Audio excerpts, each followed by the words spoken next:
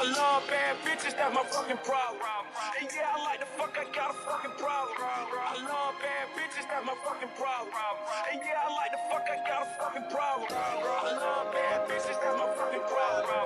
And yeah, I like the fuck, I got a fucking problem. If finding somebody real is your fucking problem, bring your girls to the crib, maybe we can solve it. Hold up, bitches in my dime. Taking hella long, bitch, give it to me now. Make that thing pop like it's in me open now. Ooh, baby, like it raw with the shimmy, shimmy down, huh? Exact, get like me. Never met a motherfucker fresh like me.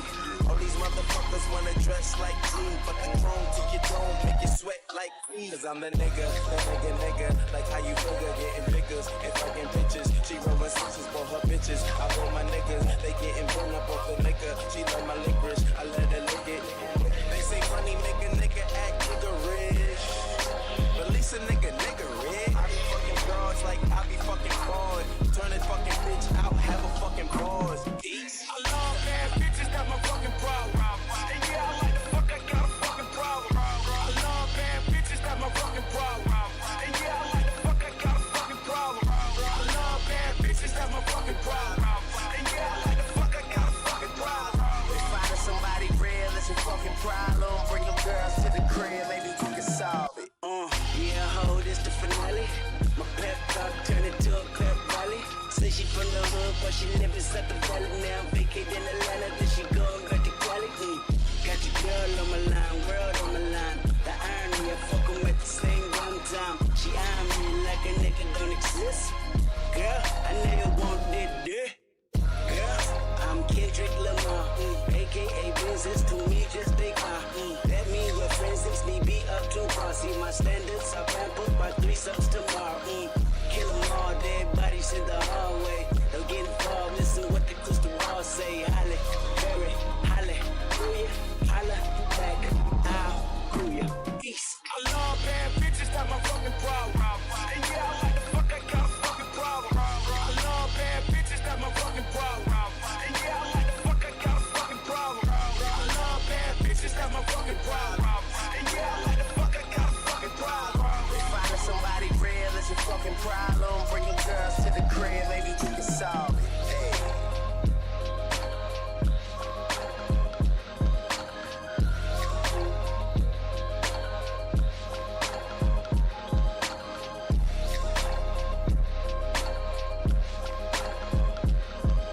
Welcome to Club Doom.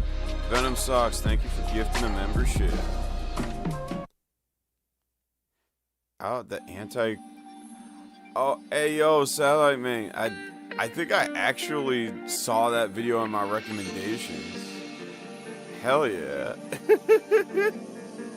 I think I saw that in my recommendations earlier, so... That'll be an easy find. Appreciate you.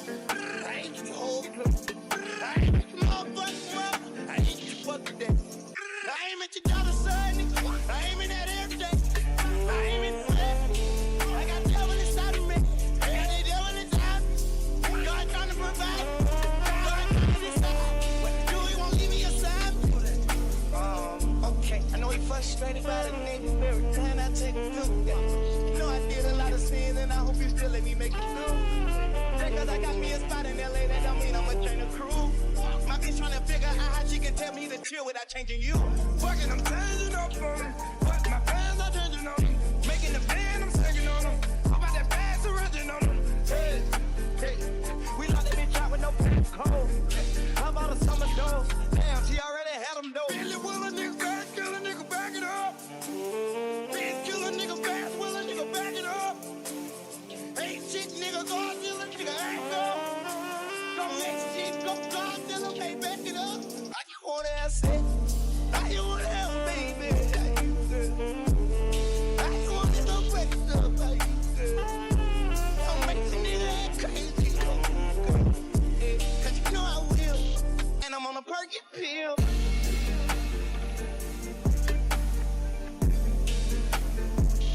And I'm on a perky pill.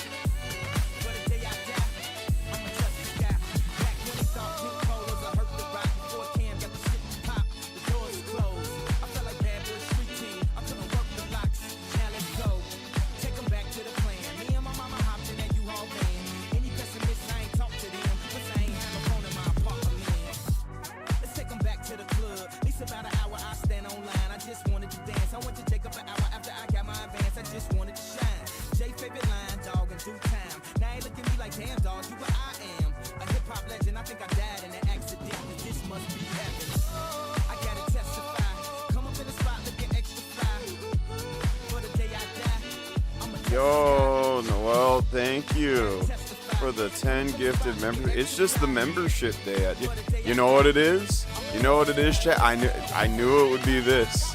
I knew White Drake sells, chat. White Drake sells. Green Drake sells. Horror Drake sells. Get your different variations of White Drake.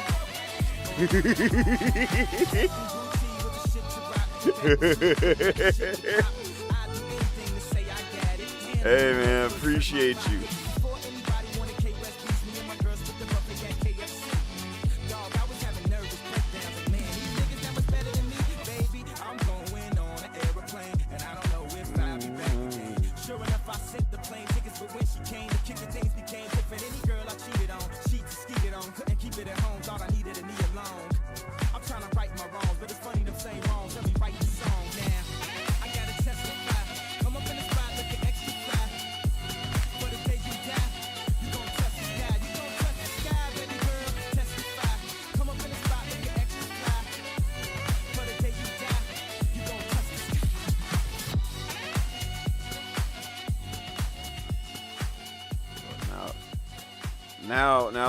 Now that I know what video that Satellite Man was talking about, now all of a sudden I can't find it.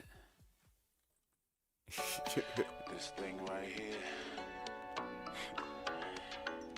is letting all the ladies know what guys talk about. You know, the finer things in life. Check it out. Ooh, that dress so scandalous, and you know another nigga couldn't handle it. See you shaking that thing like who's the ish, with a look in your eyes so devilish. You like your dance on the hip-hop spots, and you cruise to the cruise like an actor. Not just urban, she liked the pop, cause she was living la vida loca. She had dumps like a truck, thighs like there it is. I think I'll sing it again. She had dumps like a truck, thighs like all night long. Let me see that thong.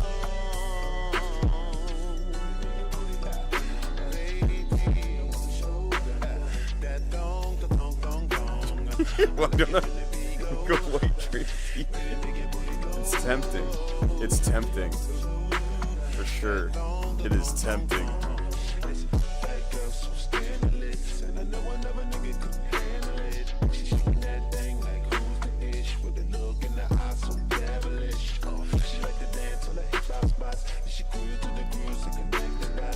I'm doing pretty well. I had a good weekend. I had a pretty good weekend. I'm just chilling.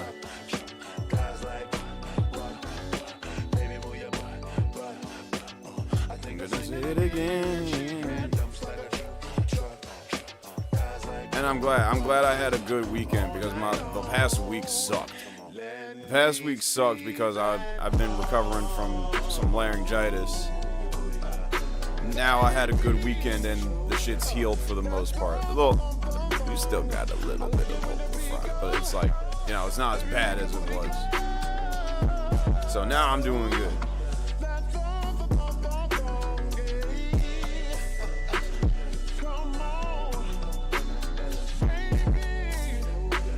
Top 2 favorite Pokemon. Well, I always liked Mewtwo. I think Mewtwo's cool.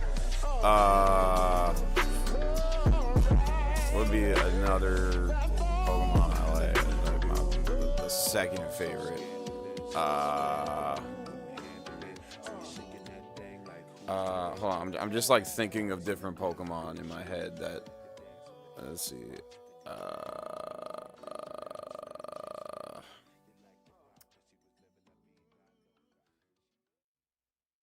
I don't know. I only really know the old ones. So like, there ain't no new ones that I can really think of off the dome. Mewtwo and yeah, Flareon was always cool. I always liked Flareon. Yeah, we finna set it off in this motherfucker, you hear me?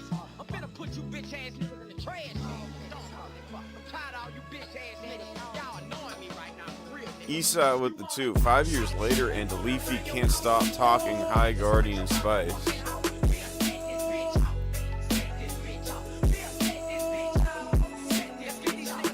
What is Leafy doing? What does Leafy do nowadays anyway?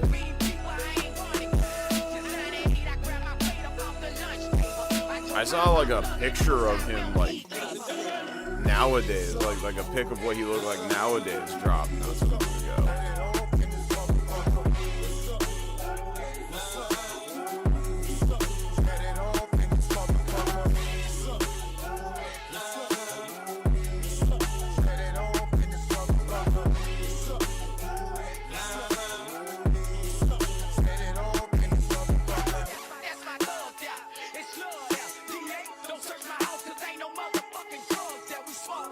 Oh, he just posts pictures? Hey. Hunter Killer, been a member for 11 months. Oregon was cool, way prettier than expected. I would imagine Oregon's like a relatively nice state. I don't hear a lot of good things about it, but I think it's just because it's typical West Coast stuff. From what I can tell, nobody I know who lives in the West Coast actually likes the West Coast. They just go there because it's one of the few areas on this continent where you won't get your house destroyed by a tornado or something, on the off chance.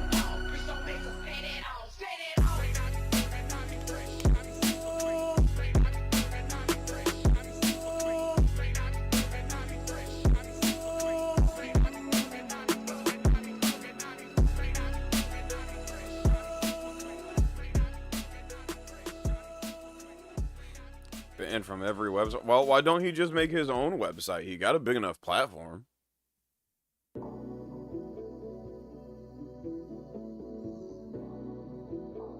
That would make sense. Well, that depends on if he even want to bother making content anymore. Because I don't know much about the story of Leafy is here, but it don't sound like he had that good of a time making content.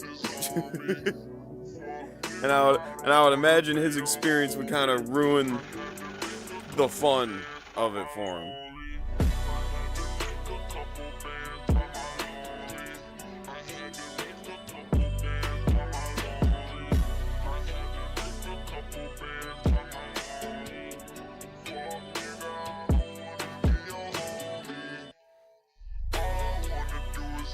Oh, like the creator of High Guardian Spice just did like yesterday. I saw someone did send me a screenshot of like a Reddit thing where the creator of High Guardian Spice, what's their name again? Like Hay or Ray? It's either Hay or Ray. They like somewhat explained what the difference between old and new magic is in the lore. It wasn't a great explanation, but it was at least an explanation. Ray. Okay, it was Ray.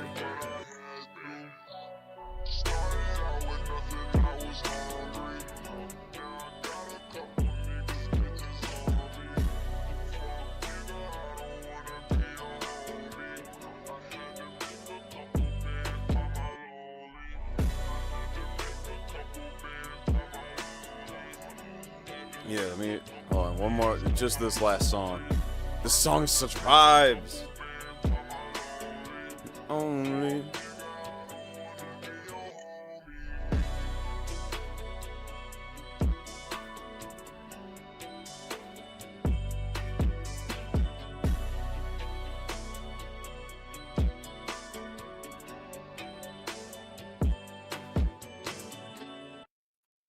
Okay, there we go. Welcome to Club Doom, everyone. How y'all doing tonight? How y'all doing tonight? We got some good stuff on the roster tonight. We got High Guardian Spice. We got Russian Pokemon. We got this Whiplash shit that Satellite Man in chat here just recommended. We got some good stuff. We got a lot to talk about tonight. I always like that. I always like when we got an ample amount of stuff to work with. because when I don't, I just open FL Studio and dick around for 2 hours. Oh, that's right. Someone asked if I could post that fucking future Donkey Kong Country remix we made during that one stream, and I will. I'm gonna try to get that done tonight. Maybe post it like on the second channel, because we do have a second channel. I don't use it much, but I do have one. Oh, that was you? Oh, okay. Yeah, I'm gonna try to get that like underway either tonight or tomorrow. I've just been busy this weekend. Oh yeah, Father's Day.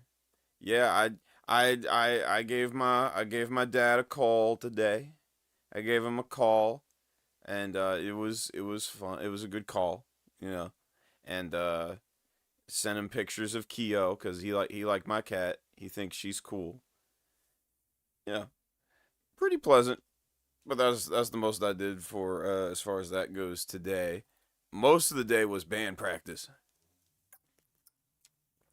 Most of the day was spent figuring out how to get the drummer's kit to not fucking like vibrate and shake and move every time he plays, because he really smacks the shit out he really smacks the shit out of it. So we just found like some super strong Velcro, and we Velcroed it to the carpet. We Velcroed his drum kit to the carpet, and now it don't vibrate no more. So now we can actually like go ham. Cause yeah, the new drummer smacks the shit out that drum. Like for real. Like he is a metalcore drummer to his metal core. So, you know, I'm glad we finally got that to work, because that was getting in the way of recording. So, yeah, this High Guardian Spice shit. Yeah, here's the Reddit thing. Here's the difference between new and old magic. New magic is fast and powerful. Doesn't require as much skill to cast big spells, but it's harder to control which can lead to some pretty terrible accidents. It also relies on terraspheres, which are kind of like batteries and can run out, leaving you with no mana. Meanwhile, old magic is slow and steady, the way things had always been done until new magic came along. Requires a lot of studying to get a hold of, but once you can do it whenever. You cast spells as big as you can handle, so you aren't gonna accidentally, like, blow up the school in Minecraft or something. Really, honestly, it just kind of sounds like coding. It's like old magic be like assembly, and then new magic be like everything else. It sound like, at least, I don't know. With my minimal experience of coding, I do not know. I am not a coder. I am not a programmer. So I could be just talking out my ass based on the little bit of knowledge I have on coding. Like, I know the names. I know the names of certain codes. Like, I know C++, and I know what assembly is, and I know what Java is. I don't know how to code any of it. I don't know how any of it works. But I know those are the names, and I know assembly be like one of the more complicated jobs, because you really gotta make a lot of commands or some shit. That is the most I know about it. But we finally get an explanation on what new and old magic is on a Reddit thread. On a Reddit thread. Again, my problem with High Guardian Spice so far, it's not the lore. I like the world. I like the world because I like the creatures and, like, the setting, right? I think it could work. It's just a lot of time is spent on bullshit. So much time is spent on unneeded bullshit. There is no world building.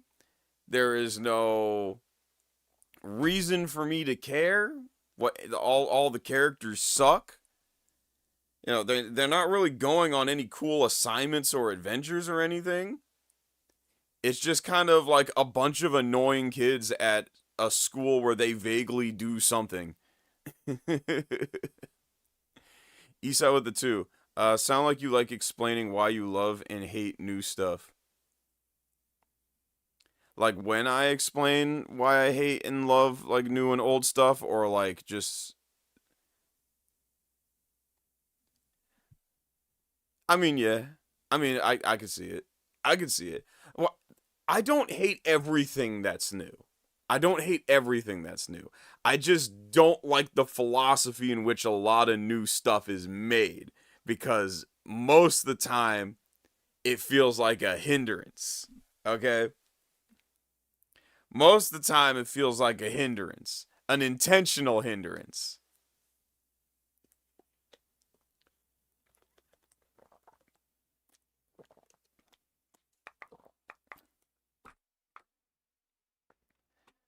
Like, I think new cars are pretty cool, but I hate the lack of CD players, and I hate the lack of aux ports, and I hate Bluetooth, because it don't matter what car. It can be an old car, it can be a new car, it can be a luxury car, it can be someone's fucking desk speakers that they got from, like, fucking Big Lots or some shit. That, like, the shit never works. I don't know. Bluetooth is always giving me problems. It's always giving other people problems whenever I see it. Not a day goes by where I see Bluetooth actually work the way it's intended, like, 100% of the time.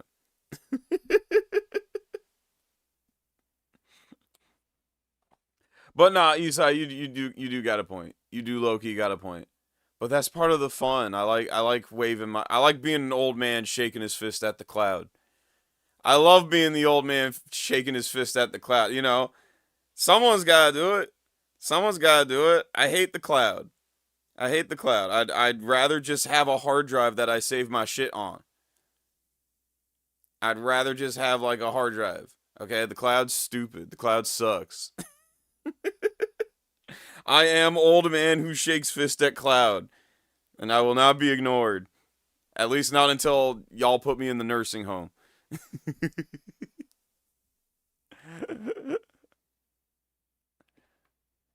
Let's see here. So, what do we want to do for? Well, I guess we could start off with Russian Pokemon.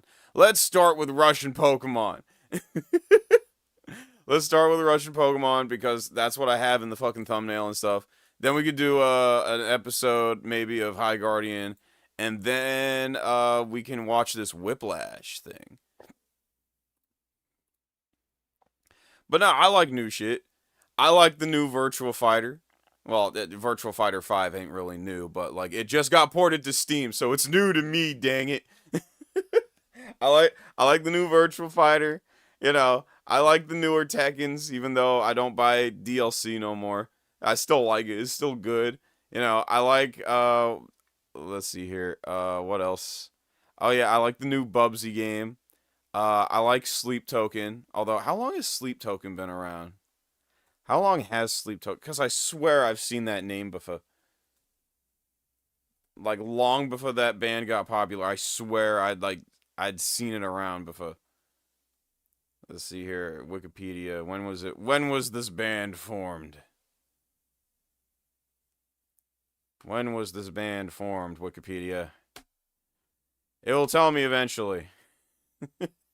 Server not found. Well, I guess Wikipedia's broken. That sucks. Formed in 2016. Okay, that's why I've seen it before. Let's see here. Eastside with the 2. You're not old, you're a hipster in denial. Okay, I mean, that makes more sense than being old, because I'm not that old. No, okay, now Satellite Man's just lying. Now you just straight up lying. I did not like Iceman. Okay? I did not. I did not like For All the Dogs. I did not like Iceman. I did not like Habibi. I did not like whatever that other album is. Nah. My cutoff point is and has always been, if you read in this, it's too late. Dude started getting lazy. He started getting mad lazy. But I do like new music. I like that new Slayer album. And no, not Slayer the band, Slayer the rapper. You know, but I also like Slayer the band. You know, I like both of them, okay? But yeah, no, there was a couple months ago, Slayer dropped a new album, and it was pretty good. I liked it. So I can like new things.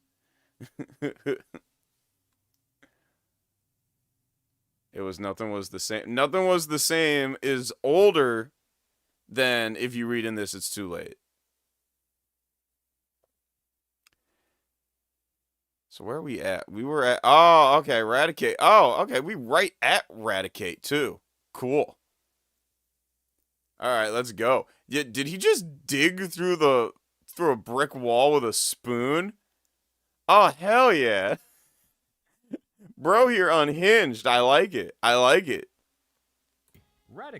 Raticate are only slightly bigger than Rattata, but much heavier. Imagine an 80-kilogram fluff. Oh no, we gotta get Rattata first.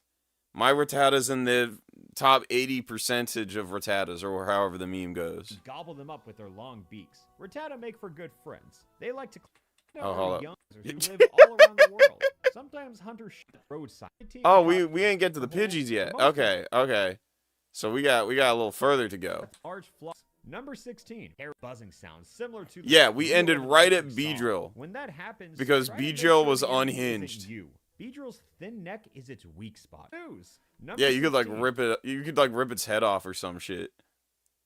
Pidgey look like a cross between sparrows and parrots. They fly in packs and I hope not. Loudly. Team Rocket keeps I hope not. For scouting, using them to report where Pikachu, Arcanine, and other valuable Pokemon can be found. Pidgey eat millet, waffles, and cookies. Based. They can peck a beast. No, I'm not telling the beast. Y'all have heard the beast story. Look. I recognize damn near every name in chat. I recognize Eastside. I recognize Harlan, Machine Possum, Eastside, Juicebox, Metal Beast, Dilsey, Ruby Fox, Raymond, Kenny, Dankerous, Satellite Man. I recognize Hunter Killer, Ted Comet. I recognize all y'all in chat. Y'all have been here before. Y'all have all heard the Beast story. Don't, no, Metal Beast, I know for a fact you've heard the B story. I know for a fact you've heard the B story. Bullshit. Don't gaslight me. Why am I being What'd you... No, I have told the B story so many... Well, it is Father's Day. You know what? Okay, since it is Father's Day, that do give me an excuse technically to tell the B story one more time. Yeah, but Doom, it's Father's Yeah, but that makes me feel bad though. Because I'm putting dude on blast on like the day I'm not supposed to. I'm putting the dude on blast like on the day I'm not supposed to. Okay, it was funnier on days when it was just at random. But you know, I'm tempted. I am tempted. I wouldn't hurt. Just to tell it one more time for people who may have not actually heard it. Esau with the 2. Tell us why you are Blake Shelton's #1 fan. What songs did he make? Oh, is he the fucking dude who made like "Another boys around here? Look at their eyes, Colby"? Nah, I hate that shit. I hate that guy's music.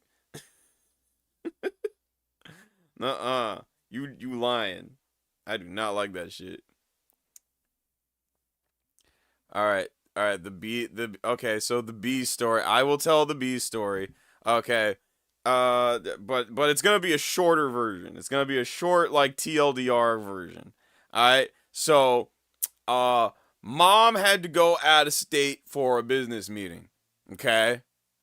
And, Dad was visiting at Grandma's house, which was, like, an hour away from our house at the time. Okay? So... the deal is, I think I'm in like, I'm either like 9 or 11 years old, like somewhere like preteen Doom. We finna drop preteen Doom off at Grandma's house, where Dad's gonna look after him for the weekend because my mom and Dad ain't together at that point. They ain't together. Okay, that's the reason why. Long story short, there. So while he's visiting from the other side of the country, with Grandma, he's gonna look after preteen Doom for the weekend while Mom head out to another state for said business meeting. I get dropped off. Mom drives off to her meeting. We play in the front yard for a half hour. Dude gets stung by a bee. I see it too. I see the John fly up right to his calf and like poke him. And he's like, "Ah!" Mind you, this man is not allergic to bees. He is not allergic to bees. He limps inside. I stay outside to play a little bit longer because I didn't want to go back in just yet. But eventually I go back inside and I'm looking for him. I find him in the guest room. Where he's on his bed. He's on his bed in the guest room. Leg propped up by 5 pillows. Entire leg, not just like the back of his calf where he was stung. His entire, like his shin, like from his knee down to his foot to his ankle is smothered in this weird smelling like greenish white ointment. And he calling my mom on his cell. It's like, "I can't take care of Doom this weekend. I got stung by a bee." And then, yeah, he ain't even had the shit on speaker. I could still hear her, like, yelling at him and calling him a pussy over the phone, and she just hung up. She picked me up. She picked me up not too long after. And I go on the business meeting with her, out of state, and the whole time we just laughing.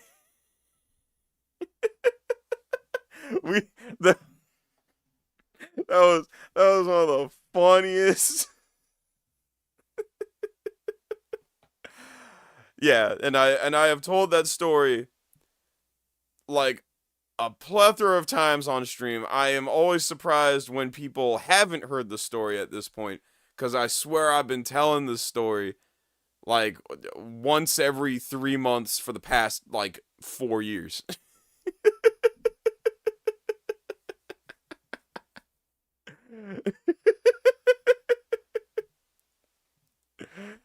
Uh-huh.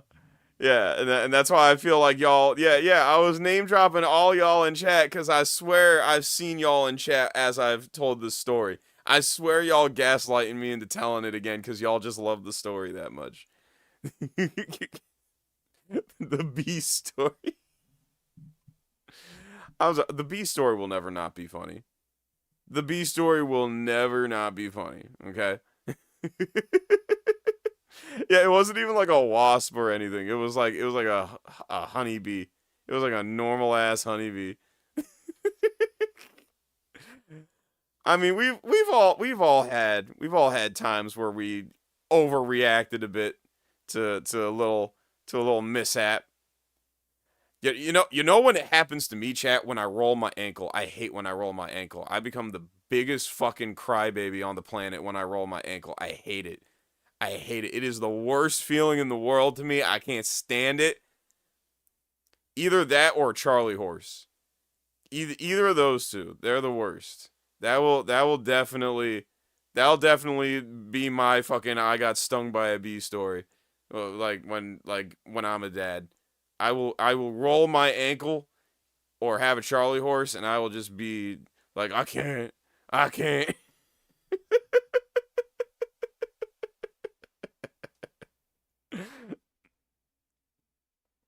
But anyway, back to Russian Pokemon. I completely forgot that's what we were talking about. Small mouse to death, but generally speaking, they're cowardly and traitorous. Pidgey and other They'll peck Pokemon can be found. what? Pidgey eat millet, waffles, and cookies. They can peck a small mouse to death, but generally speaking, they're cowardly and traitorous. Pidgey are so stupid, it's become an expression. Stupid as a Pidgey is what other Pokemon say. Most Pidgey are journalists. Damn! Other Pokemon talking shit behind their back? Ooh. Businessmen. When more than 3 of them get together, you need to plug your ears with cotton and crawl quietly to the other end of the field, forest, lake, or wherever you happen to be. Better yet, just call a Charizard who can swallow an entire pack of these adorably cute Pokemon in one massive bite. Number 17. Pidgeotto. The most impressive Pidgey turn into Pidgeotto. They're usually used to fight Ekans, who are Pidgey's biggest rival. Whole flocks of Pidgeotto track down Ekans, pull them out of their holes, then carry them high into the sky and let go so they fall to the ground. Damn! That's just sadistic. God damn!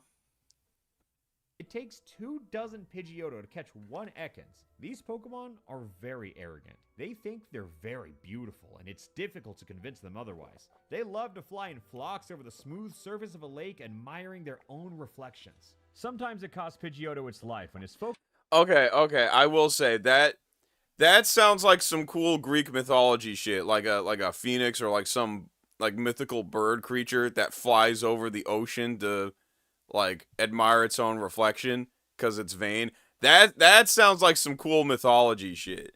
I wouldn't be surprised if there's some like Greek or Roman or hell, since this is Russia, like Russian like mythology involving something like that. I wouldn't be surprised. That actually sounds like cool lore.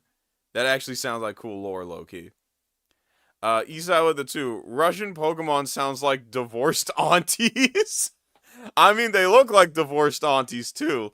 Look at the dyed red hair and the bird nose. Beautiful, and it's difficult to convince them otherwise. They love to fly in flocks over the smooth surface of a lake, admiring their own reflections. Sometimes it costs Pidgeotto its life when it's focused on its lots of arrogant Pokemon. Yeah, the Pokemon know they the shit. They know they the shit. Head first into a cliffside and dies in terrible agony. Several Pidgeotto are United States congressmen. Number 8. What? I mean, that would explain why everything's going to shit.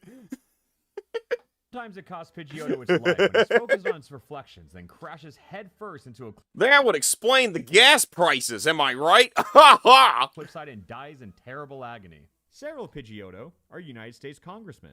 Number 18, Pidgeot. Even though they come from Pidgeotto, Pidgeot have completely different personalities. They're quiet, reserved, and don't like society. Usually they sit on road signs all alone and drivers ask them for advice like, how do I get to Paris? And they squawk, I don't know, leave me alone. The drivers try to feed Pidgeot. That sounds like a very specific example. That sounds like a very specific example, Mr. I forget the name of the... Does it say? Nah, don't say in the description, so I completely forget the author's name. Cheese and meat pate, but they're very proud creatures who refuse to eat out of people's hands. Notable Pidgeot include 1 writer, 2 clowns, and 7 hairdressers who live all around the world. Yo, I want to know what the writer Pidgeotto fucking, or Pidgeot, I want to know what the writer Pidgeot be writing about. What kind of, is he like, you know, a serious, is he like a serious, like, you know, murder mystery type of writer, or is he a freaky Quan Mills type? Is he a freaky Quan Mills type? He might be. Sometimes hunters shoot Pidgeot because they make for easy targets when they're sitting on poles and road signs. Number 19, Rattata. This is the most unhinged fucking...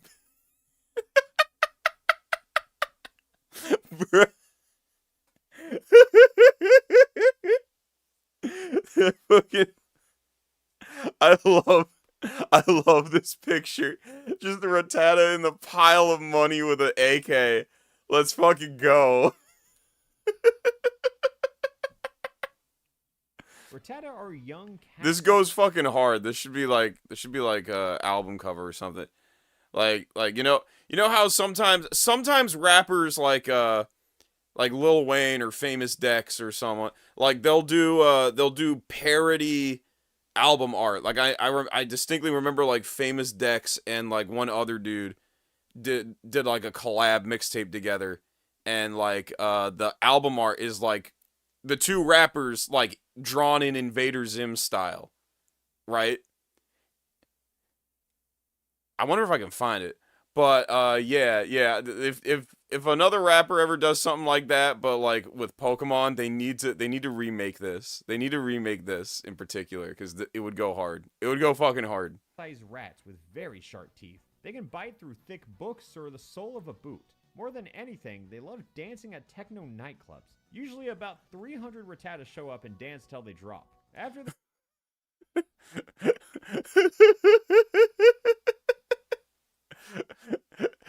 I mean, you know, certain nightclubs, they do got rats. They do got actual rats at like some nightclubs, you know. So that's not entirely inaccurate. That's not. It's just like Pokemon in real life, Jet. they wear themselves out, predatory Fearos swoop in and gobble them up with their long beaks. Rattata makes At the club? What the hell is going on at this club? What kind of club is this? Why are we just letting wild animals into the club to dance and eat each other? That's gotta be some kind of health code violation. I know it. That has to be a health code violation. make for good friends. They like to climb on their master's knee and sit there snoring. They'll eat anything, gnawing on books, boots, dishes, closets, and chairs. And they especially love money. If you've lost any money, you should know it was probably a Rattata who stole it. Some have managed to squirrel away as much as $15,000 in their holes. Number 20, Raticate. Raticate are only slightly bigger than Rattata, but much heavier. Imagine an 80-kilogram fluff ball with sharp teeth and a long tail. That's Raticate. With a running start, they can break through brick walls. Raticate's main occupation is unloading wagons with washing powder, toothpaste, and deodorants. 150 Raticate can unload a wagon in a single hour. But you should never hire them to unload wagons of food. They'll gobble up every last crumb. In wintertime, Yeah, you gotta make them like you do toothpaste or something. Raticate hide in deep holes and eat their stashes of cereal and crackers. Sometimes they fight. He's just like me for real. He's just like me, for real, for real. Hire them to unload wagons of food. They'll gobble up every last crumb. In wintertime, Raticate hide in deep holes and eat their stashes of cereal and crackers. Sometimes they fight to get back stolen dollars from their Rattata relatives to buy themselves their favorite food, which is yogurt. Number 21. Damn, I love yogurt. Spiro. Spiro are like Pidgey, except they're even dumber. But they make up for their stupidity by being extra cruel. Despite their small size, one Spiro can easily peck a sheep to death. They usually win in fights against Pidgey, but they don't fight to the death because they secretly love each other. After the fight, they drink Fanta and sing songs. Why is it always Fanta? It's always Fanta. Always. Always. Without fail. It don't matter if it's unhinged Russian Pokemon. It don't matter if it's fucking unhinged fucking fights in Jujutsu Kaisen. Season 4 chat. Like we're probably gonna get Takaba versus Kenjaku. And yeah, Fanta gets involved. It's always Fanta. I don't know why. It's always Fanta. It's just like the most unhinged of unhinged drinks, apparently. It always goes back to goddamn Fanta. Some people train their Spiros for no-holds-barred cockfights. They toss two Spiro into a big cage where they peck at each other, like feathers flying it's everywhere. always Fanta. Spectators throw down People bets always on who doing thinks will win, unhinged but shit with it's all a Fanta. scam. The fights are usually fixed, and afterwards the owners split the profits. Spiro Ain't nobody doing shit with Starry. Well, that's because nobody really drinks Starry, but that's beside the point. most hated enemies are Nidoran, Nidoqueen, and Nidoking. They can't defeat them in battle, but they do lots of dirty tricks, like crapping on their heads. Number 22. Fearow. Fearow hover in the sky for long periods. Is that just like... Here's the thing. Most of these are hand-drawn, but this looks like a PNG of a Squirtle. This looks like, bro, like, clicked and dragged a transparent PNG of a Squirtle into the picture. But he hand-drew all these, so I don't know why it looks like a PNG of a Squirtle just posted on there.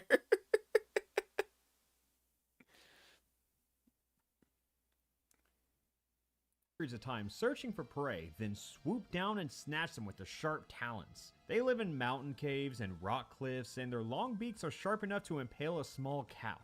Fearow eggs weigh 5 kilograms, and the shells are so thick that Fearows and their babies can't even break them. So a mother Fearow grabs the egg with her feet and throws it off a cliff down onto the sharp rocks below. Then the egg breaks and a baby Spearow. I thought Coca-Cola already owned Fanta when World War II was going on. I could have sworn I heard the story was like, you know, obviously World War II was going on, so the U.S. wasn't trading with Germany anymore, and like the Fanta company was like, yo, like Coca-Cola in Germany, like was like, yo, the fuck do we do? And Coca-Cola of America was like, I don't know, dude, figure it out. and as a result, they made Fanta. That's what I remember hearing the story being, but I might have that all kinds of wrong. Fearow pops out. Fearow live a very long time, maybe forever. No one knows for sure because there's never been a recorded case of one dying of old age. They've died in battles to be sure, but not of old age or disease. Number 23, Ekans. Okay, I like the Ekans. Okay, I like this guy. I like this.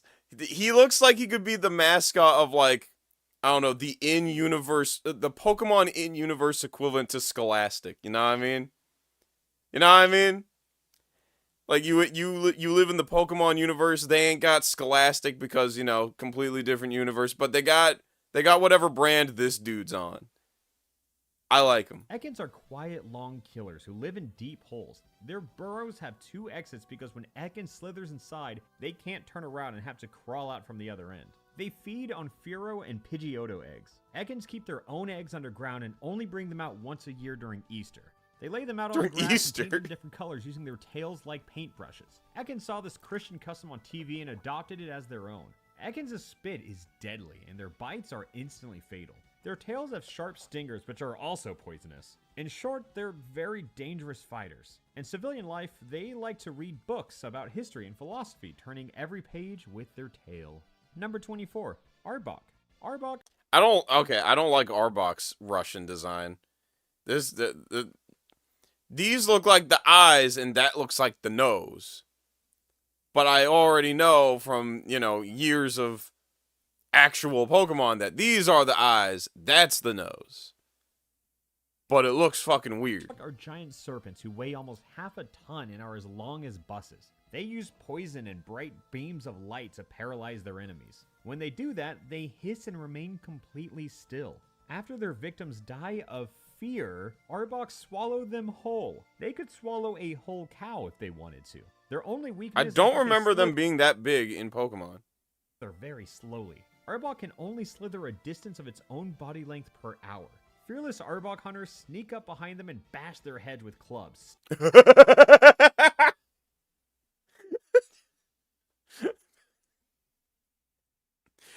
You sure they don't just use Pokeballs to capture them? You sure they don't just use that? Why do they have to fucking... Why do they have to club them to death? What?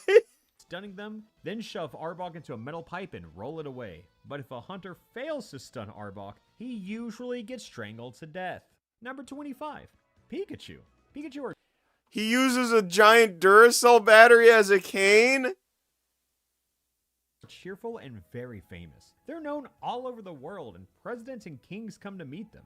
But their owners love them for other reasons as well. Pikachu is the most famous electric Pokemon. Their tails produce shocks like the naked wires of a transformer. Sparks fly and fires flare. Some of them can even make thunderstorms. You can charge a Pikachu with ordinary batteries which last for a week. When the charge runs out, Pikachu gets lazy and irritable, crying a lot and wiping away their tears. After a Pikachu gets some new batteries, it'll bounce up like a ball and sing songs. They love singing on stage and shooting small lightning bolts at the audience. Number 26, Raichu. What? Why does he have a chest tattoo? Why does the Raichu have a chest tattoo? Why does the Raichu have a chest tattoo? Why? Why are we doing this? Why are we doing this? I don't understand. What? Here's a little translation note for you. The symbol on Raichu's belly says, "Do not touch, deadly." A standard electric shock warning on Russian Oh, okay. That makes a little more sense. That gives some context. transformer boxes. Anyways, okay, here's the Pokédex entry. If you replace a Pikachu's batteries with a 220-volt power source, it'll turn into Raichu, a powerful electric fighter who can strike with lightning at a distance of 20 meters. Raichu often serve as power plants in rural areas. They're charged once a month and sent on buses to rural transformer stations, where their paws are attached to wires. Dealing with them is a dangerous job that only specialists in rubber boots can do. A single Raichu can charge a TV, a refrigerator, a washing machine, and an iron. But you should never connect Christmas tree lights to Raichu. They might just burn out. In general, be careful. If you're gonna play with Raichu, make sure to wear rubber gloves and boots. Number 27, Sandshrew. Sandshrew are heavy and dumb. Only 2 or 3 of them know the multiplication table, and the rest can't even... Well, how many Pokemon do know the multiplication table? Huh? Answer that, genius. Since you and all the other Pokemon are apparently so smart, how many Pokemon can do the multiplication table, huh? Because I never heard of any other Pokemon doing the multiplication table. Why are you singling out Sandshrew? Huh? The fuck Sandshrew do to deserve that? even count the claws on their own paws, even though they only have 2. Sandshrew are covered with scales similar to floor tiles. When they move, the scales make an awful crunching sound. But if you listen for the crunching, you can figure out where they're hiding and catch one. Sandshrew are one of the few species of Pokemon you can eat. They taste like crab meat and highly prized in Japanese restaurants. Professor Oak is an activist who leads the fight against the barbaric custom of hunting Sandshrew. It's like that South Park episode. Stan, nobody cares about stupid Sandshrew. Now leave us alone, we're playing Rock Band. Can't read, man. No, he can't read, man.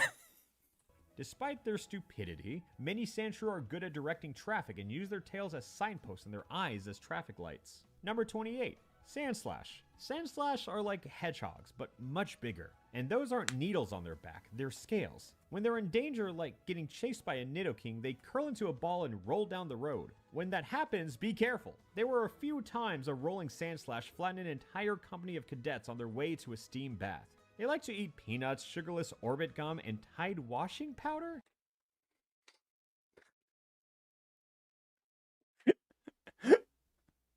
Weird place to predict 2019 internet culture. Weird place to predict that, but okay. All right. Sure. Fine. I'm down. I'm down.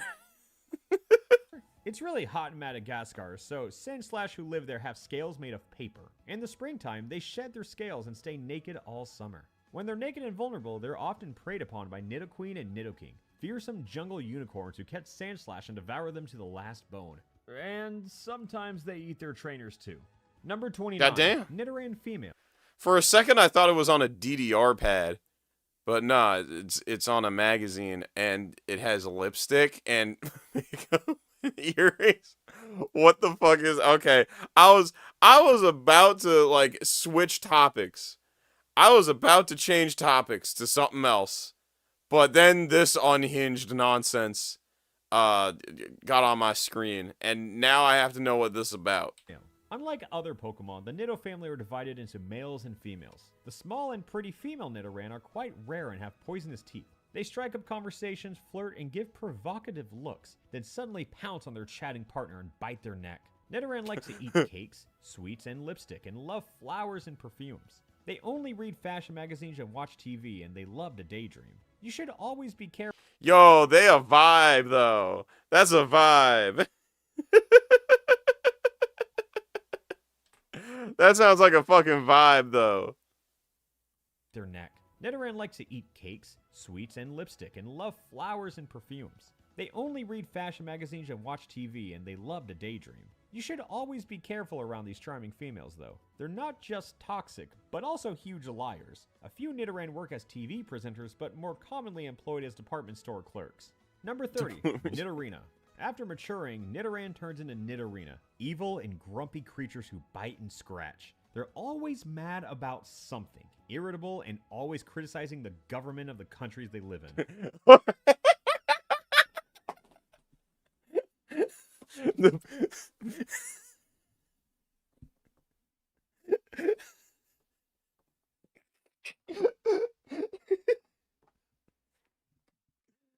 The people need to hear. The people need to hear. Nobody's stopping you, Nidorina. The people need to hear what I have to say. 1, I'm not a big fan of the government. 30 on 30 on 30. I'm not a big fan of the government. 30 on 30 on 30. I'm not a big fan of the government. As well as all other governments. But in spite of that, they're actually quite useful around the house. They like growing tomatoes and cucumbers and selling them at the vegetable market. They often read that's newspapers cute. and go to protests and demonstrations. Trainers can easily tame their Nidorina by giving them fake jewelry, rings, earrings, and pendants that Nidorina wear on holidays or when they go to protests. Nidorina are... Fuck the government. Fuck the government. And now I want to listen to that. Now I want to fucking listen to that. Oh, I forgot about this. I forgot about this, but that ain't what we watching right now. I'm not a big fan. Yes. Yes. Watch all FIFA World Cup matches on Fox. No. Let me speak. Nobody's stopping you, Nidorina. Let me speak to the people, Piccolo. Let me speak. No one's stopping you. They need to hear this. 30. They need to hear this. 30. One thing, I'm not a big fan of the government. 30 on 30 on 30. I'm not a big fan of the government. 30 on 30 on 30. I'm not a big fan of the government. 30 on 30 on 30. I'm not a big fan of the government. Not a big fan. Not a big fan of the government. I'm not 30. a big fan of the government. Not a big fan of the government. Not a big fan of the government. Not a big fan of the government. Not a big fan of the government. Not a big fan of the government. Not a big fan of the government. Not a big fan of the government. Not a big fan of the government. Not a big fan. Not a big fan. Not a big fan. Not a big fan. Not a big fan of the government. The government. Not a big fan. Not a big fan. Not a big fan. Not a big fan. The government. 30 on 30. The government. 30 on 30. The government. 30 on 30. The government. 30 on 30. The government. 30 on 30. The government. 30 on 30. Let me speak to the people. Loyal to those trainers till death and happy to cut the throats of their rivals. They're very caring. Jesus. Number 31, Nidoqueen. Some especially vicious Nidorina turn into Nidoqueen, who are as tall as ceilings and heavy as cows. They're the queens of the Nido family, and despite That their is a weight, they're loaded very question, agile. Zasper. That is a loaded question. But definitely Black Thought's up there. Black Thought is definitely up there. I'd say Aesop Rock is up there. I'd say MF Doom is up there. Yeah, there's a lot of, like, if we talking like most clever, objectively, like, amazing rappers, like lyricists of all time. And dance beautifully, waving their thick tails around. But it's Dylan, not a good idea to approach one while she's dancing. Dylan. One I don't time even, who the fuck even is Dylan? I don't even know who Dylan is. What top 5 are you smoking, Kendrick? Cause my top 5 is Dylan. party, an overenthusiastic Nidoqueen crippled 17 teenagers with her tail. Nidoqueen likes to drink, especially champagne with gin and tonic. Some of them smoke pipes. After a Nidoqueen's been tamed with gin and tonic, you can use her to carry food and water, agricultural work, and removing pavements from roads, which they break open with their tails. They make for good mothers and grandmothers. Number 32, Nidoran Male. Nidoran are the males of the Nido family, although they don't really deserve that title. Small, suspicious, and cautious, they don't trust anyone and always hide behind rocks, sticking out their huge ears to listen for danger. Nidoran are convinced everyone's out to get them, even though for the most part, no one cares about them. Even female Nidoran prefer Charmeleon, romantically speaking. Nidoran have actually grown pretty bitter about that fact and dig their horns in the... No, don't... Don't tell me we got Pokin cells. Don't tell me we got Pokin cells in Russian Pokemon. Come on, man. Nido cells.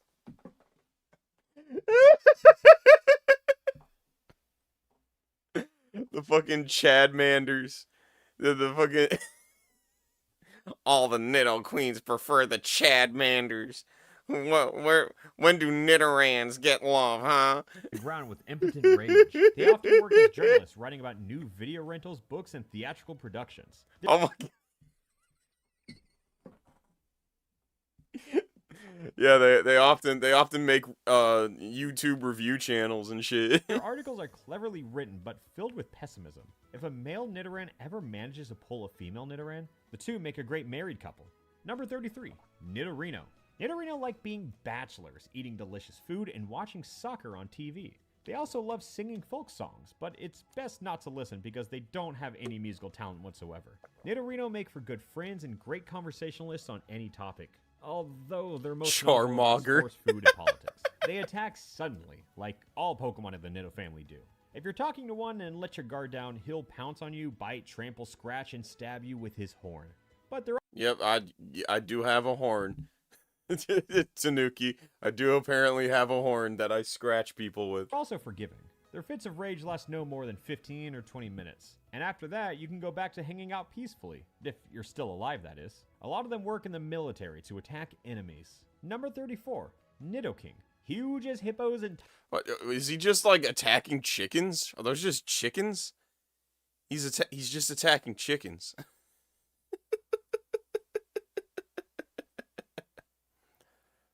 Tall as trees, Nidoking are the kings of battling Pokemon and capable of spreading terror among civilian populations and the police. As their heavy stomps echo through the streets of a sleeping town, the residents hide under their beds and pray to God for salvation. Oh, I need to listen to more Cypress Hill. It's been a minute since I heard Cypress Hill.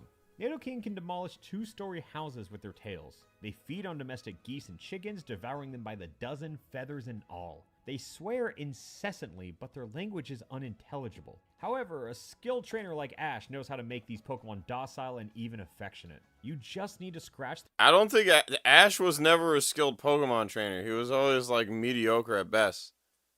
Why do you think it took like a whole 2 decades for him to become a Pokemon master? 2-3 decades. Their bellies with a special wooden comb similar to a rake. That makes Nidoking purr and roll over on his back and wiggle his paws up in the air. Number 35, Clefairy. Clefairy are rare and harmless Pokemon who live in... Ted comment with 2. Speaking of soccer, what 3 teams are you for in FIFA? I don't follow soccer enough to really answer that question. I don't know jack shit about soccer, honestly. Soccer's like one of them sports that like I just tune out. I just tune out. You know, I follow basketball and football and baseball to a degree, but like I don't know jack about soccer. It looks fun though. Like I've played it here and there, like backyard soccer and shit. So like maybe I should start giving it a look. It's not out of like, oh, I hate soccer, you know, yeah, typical American soccer's lame. Nah, it's just I've never really given it the time. So maybe one of these days I will.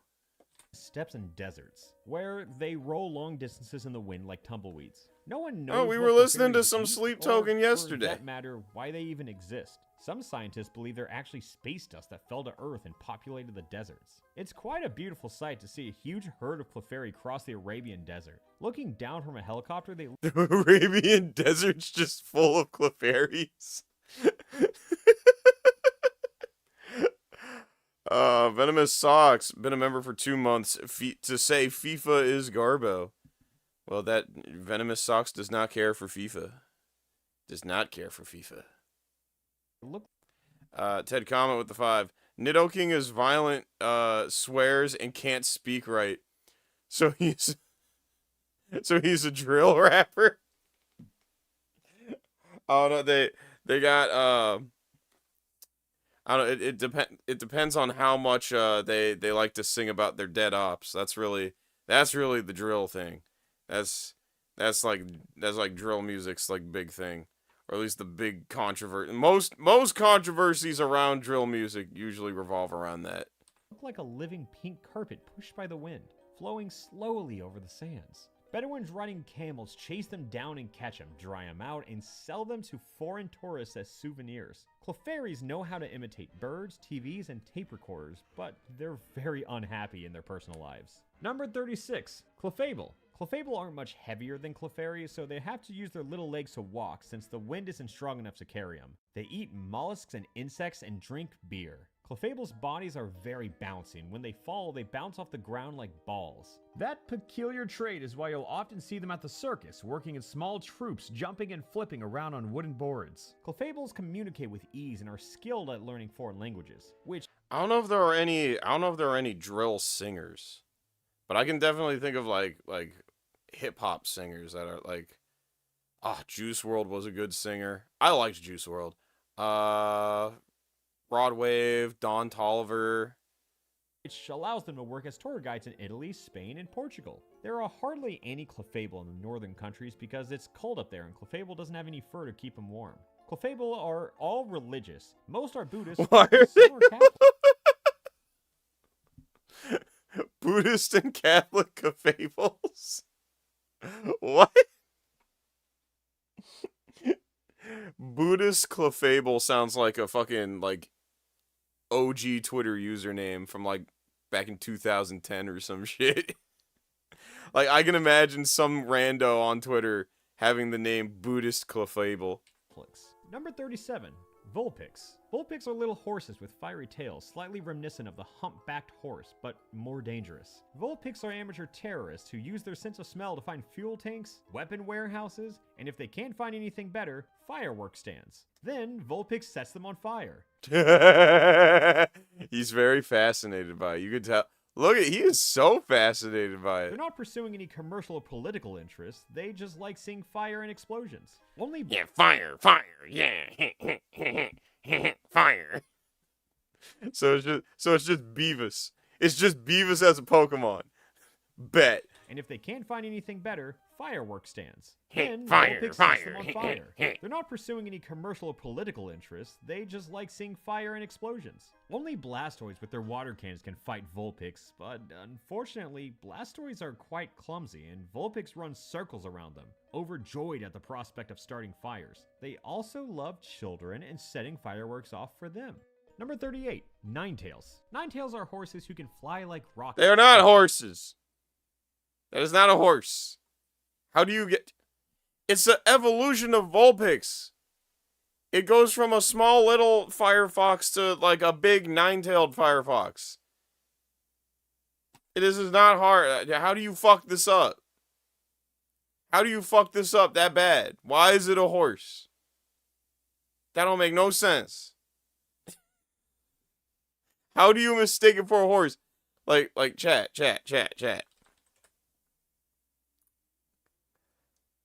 Pokemon Ninetales. How do you mistake that for a horse? That's not a horse. That ain't Falco. How?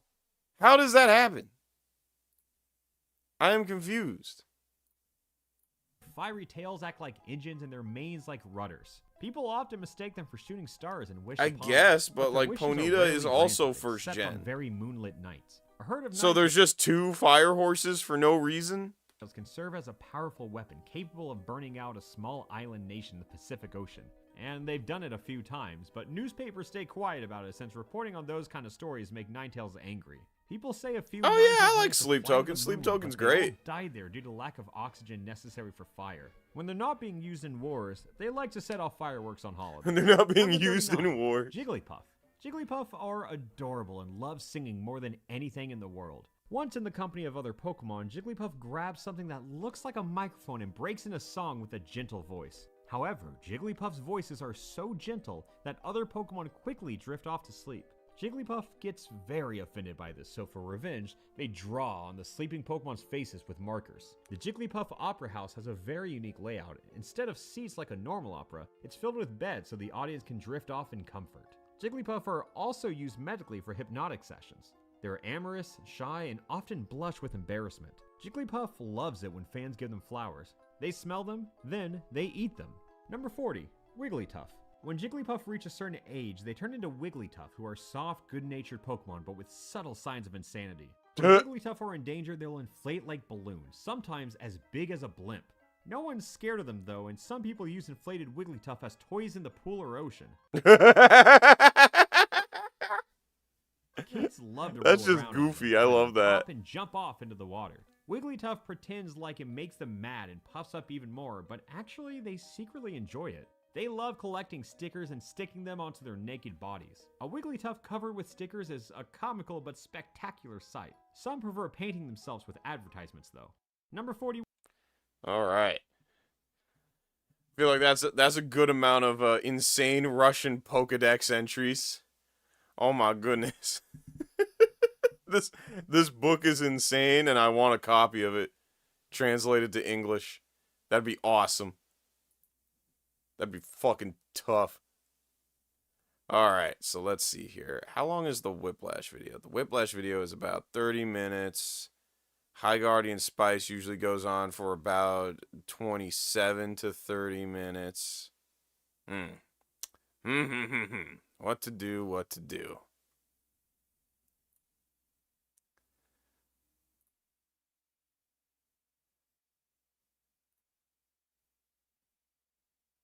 I loved Whiplash sounds familiar.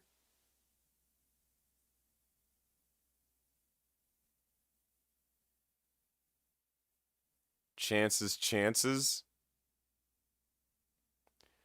Alright, you know what? I do stream tomorrow. So, yeah, that changes nothing. I don't know where I was going with that.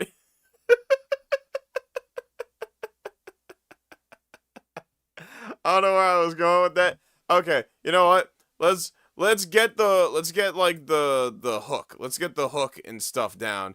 See what this is about first, and see if this is something we would want to continue during tomorrow's stream, and then start High Guardian Spice. That makes sense. All right, let's see what the introduction's like and see if we would want to continue In later tomorrow. 2003, today's Tomb Raider developers set out to make a game with a noble goal, raising awareness about the horrors of animal testing. It was meant to be a positive pro-animal rights statement. Instead, it became apparently one of the most dangerously influential games in British history. Officially condemned by the RSPCA, the Police Federation, and even the House of Commons. And I know what you're most likely thinking. Bloody snooty British clutching their crumpets over just a bit of fun? Something I admit I thought myself. Well, until I played it.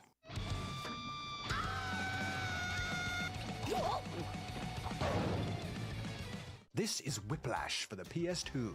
Okay, it looks like fun. I don't know what the hell's going on in it, but it looks like fun. Developed by Crystal Dynamics, the legendary team behind Gex, Soul Reaver, and modern-day Lara Croft. And a game And old Lara Croft. I'm pretty sure... No, that's Eidos. No, I think Eidos was just the publisher. I think Crystal Dynamics was also in charge of Tomb Raider. I don't know why it's... set out to somehow teach youngsters about the horrors of animal cruelty by tasking them with setting fire to rabbits, slamming them into people's balls, electrocuting weasels, and playing the whole thing off as a joke that includes Roman Polanski for some reason. A tactic that I'm sure is about as successful as using the Holy Grail to teach medieval history.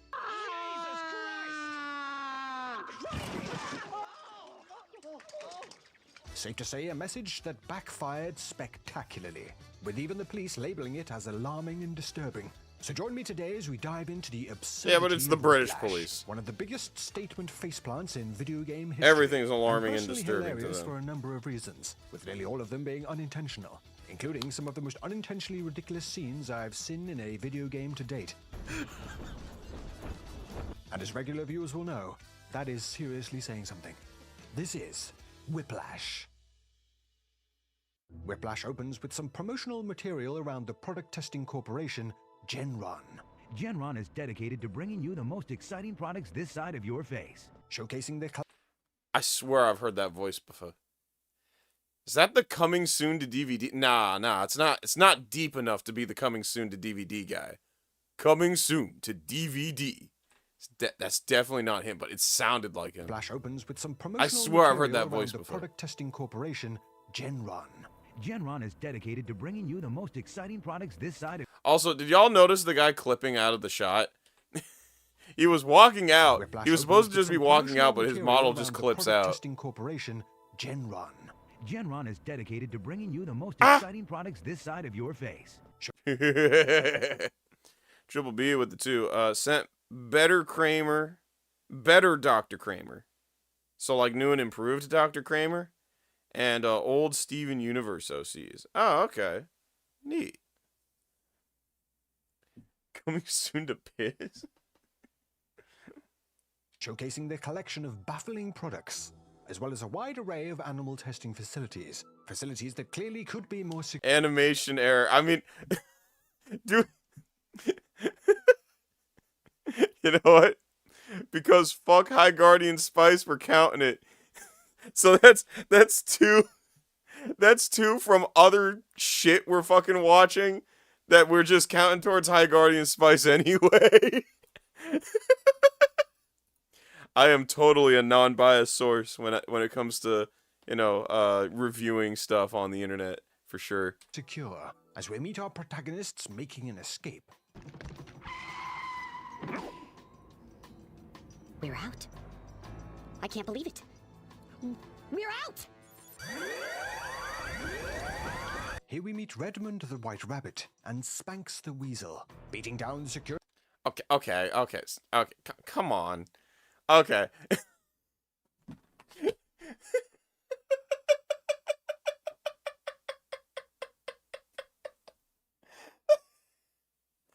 Now I don't know what the UK or the EU's rating system is. I think I saw a 7+. Peggy. It's Peggy, right? Yeah, it was like a Peggy 7+.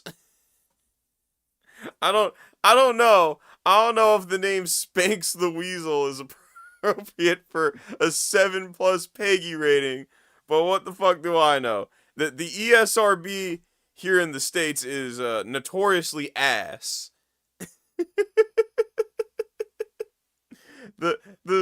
Our ESRB video game rating system is notoriously ass over here.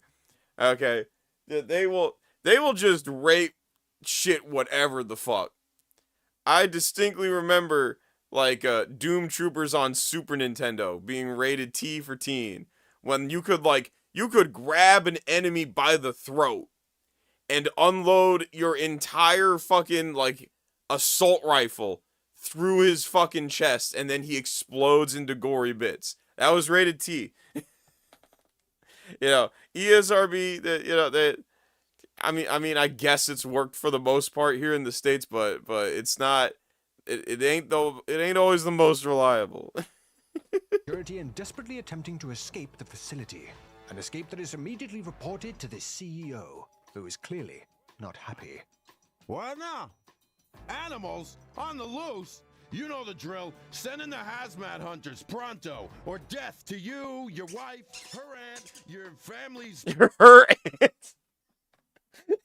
You just looking for an excuse to crash out at this point. Why is he...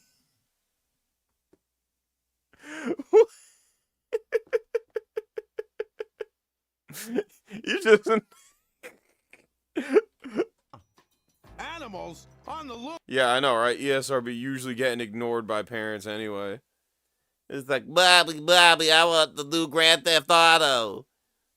It's like, little Timmy's like 6. Okay, he is nowhere near ready for Grand Theft Auto, and then parents will buy the shit anyway. It's annoying. Loose. You know the drill. Send in the hazmat hunters pronto, or death to you, your wife. Wait, every weasel's name is Spanx. Is that the... Okay, I'll do you one, but I'll even one up at that guy. He made it so that every weasel's name is Spanx. All of them. They are all Spanx. Blue Beta Bot with the 2 sent a tier list video on pump shot. Oh yeah, on boomer shooters, pump action shotguns in boomer shooters. That's right. Yeah, I have that in the queue actually. Hell yeah. Yeah, I was forgetting about that. Thanks for reminding me. I need to put that in the list so I remember, because it's on the queue, but I don't always remember to put shit on that's in the queue. So I need to put that on the list. Her aunt, your family's animals on the loose. You know the drill. Send in the hazmat hunters pronto, or death to you, your wife, her aunt, your family's pets, your analyst, your second grade teacher, your cartographer, and your... Who the fuck is a cartographer? Your cartographer. He just want to slide on everyone. It's clearly not happy. What now? Animals on the loose. You know the drill. Send in the hazmat hunters pronto, or death to you, your wife, her aunt, your family's pets, your analyst, your second grade teacher, your cartographer, and your... I love this bit. Rejoining the escapees. I could really use a deep tissue massage. They are stopped in their tracks by an ominous voice. Your energy, while admirable, is misdirected. Oh my god! It's the voice from all the movie trailers! Do you know the secret to defeating the humans? No, not really. Cut loose. In a world where a voice from the heavens tells you to cut loose. And evil looms around every corner. Time to move. Apparently needing to cut loose. The game begins proper, and we get a chance to get a hang of the controls. Slamming poor Redmond into anything and everything to both escape and cause as much damage as possible. With the Sounds like Crash to Insanity. I miss that game. I saw iNinja, one of my favorite old games from when I was a kid. That's like one of my favorite hack and slash games. You know what I mean? But it was like way more expensive than warranted. And it also didn't come with the manual, and it was like in a shitty case too. Like the case ain't even have like the actual cover on it. It was like a generic, like kind of like GameStop cover, except it's not GameStop. So it's like, why bother? Damage being something that is kept tabs on with a running total while working through the animal testing facility. Why am I suddenly thinking about Joe Rogan? Smashing through some vents, we reach without a doubt the most constant source of intentional and unintentional comedy in this entire game, at least for me. That being the game's frankly baffling enemy NPCs.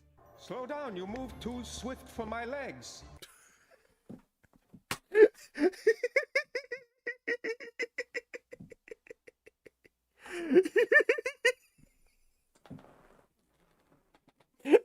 I love it.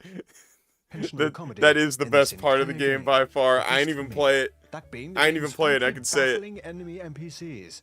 Slow down, you move too swift for my legs. Clearly. With these NPC hijinks, starting off slow until breaking me entirely later down the line. Pulverizing the balls of the Oh, for sure.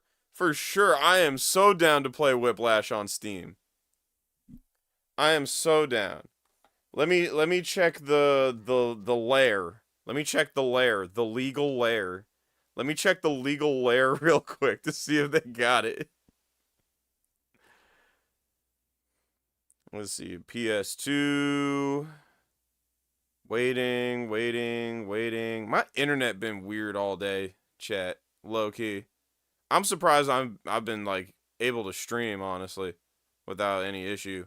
My stream's been going pretty well. I'm kind of shocked. With a rabbit on a chain is a sentence I never thought I'd say. We reach further into the labs and find some more scientists playing some sort of game, firing hamsters out of a machine and sticking them to the wall. An experiment that the ominous voice chiming in once again urges us to stop. With this being something we accomplish by shoving our buddy rabbit into a machine and setting them on fire to use as a flame weapon, in a move that only a few minutes in makes the evil corporation look like nothing in comparison to this tit. Beating back the scientists, another obstacle. Oh yeah, they got Whiplash. Let's go. This time needing to short-circuit a fuse box nearby, with Spanx not missing a beat when doing so. Making sure, of course, to bear in mind the "We hope that it raises positive awareness for animal testing amongst children." And definitely not carrying on like he's trying to make a Pixar snuff film.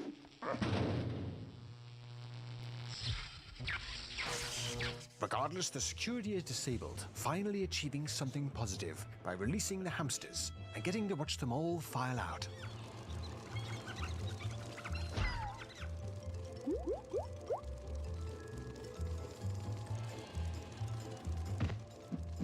Why? With this also some freaky ass hamsters. They're releasing a number of monkeys, apparently, as we get to watch the facility staff bravely flee from the now simian threat. Well, you know what won't try to fuck your dog or throw actual shit at your wife? The glory of the Mitch Maddox Patreon, featuring ad-free, uncensored versions of the channel.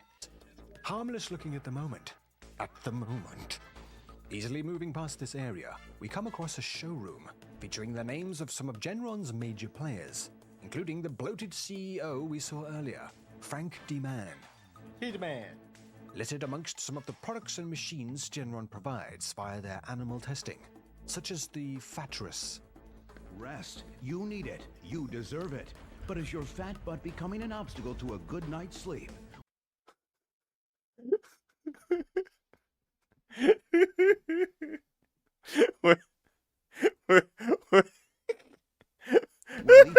Testing, such as the Fatras. Rest. You need it. You deserve it. But is your fat butt becoming an obstacle to a... When your insurance denies your CPAP machine. when your insurance be like, nah, you ain't getting that shit, bro. You ain't getting no CPAP machine. Choke on it. A good night's sleep. Well, eat those cares away. Your good friends at Genron have developed the greatest body support on Earth. It's the Fatras. Yes, the Fatras. A hearing aid. Technology even allows you to block out words you don't want to hear. I never have to hear the word no again. We hate the French too. What's that even mean? We hate the French. The Robo-Weasel. The next generation of man's best friend, the Robo-Weasel. It can tell you the date. It can tell you the time. It can tell you everything but the meaning of life. It'll even toss your salad. The Robo-Weasel will fight tooth, nail, and tail to protect you and your valuables. Prepared for that. Affectionate when you need love. Savage when you need Shut this protection. water. The Robo-Weasel... Smashing up these silly contraptions and cramming Redman Rabbit into yet another machine to open a door. Machines that are littered throughout this game. And I seriously hope are an attempt to hide loading zones. I'm liking this game. This game looks like fun. I'm totally getting this. I'm totally getting it. This game looks fun as hell. Genuinely want several hours of my life back. We reach more of the customer-facing areas of the facility and get introduced to some of the game's mechanics, using stations to alter our rabbit pal in a variety of ways. That string around his foot is really starting to bother me. To buff up attacks and reach tricky places. Remember kids, animal cruelty is bad, unless of course performed by a psychopathic weasel. Using the helium to float up and cause another bout of destruction, we get a glimpse at the CEO, who is now growing concerned over the escapees. So much so that he fires his entire board. You're fired. I just realized something, chat. I just realized something.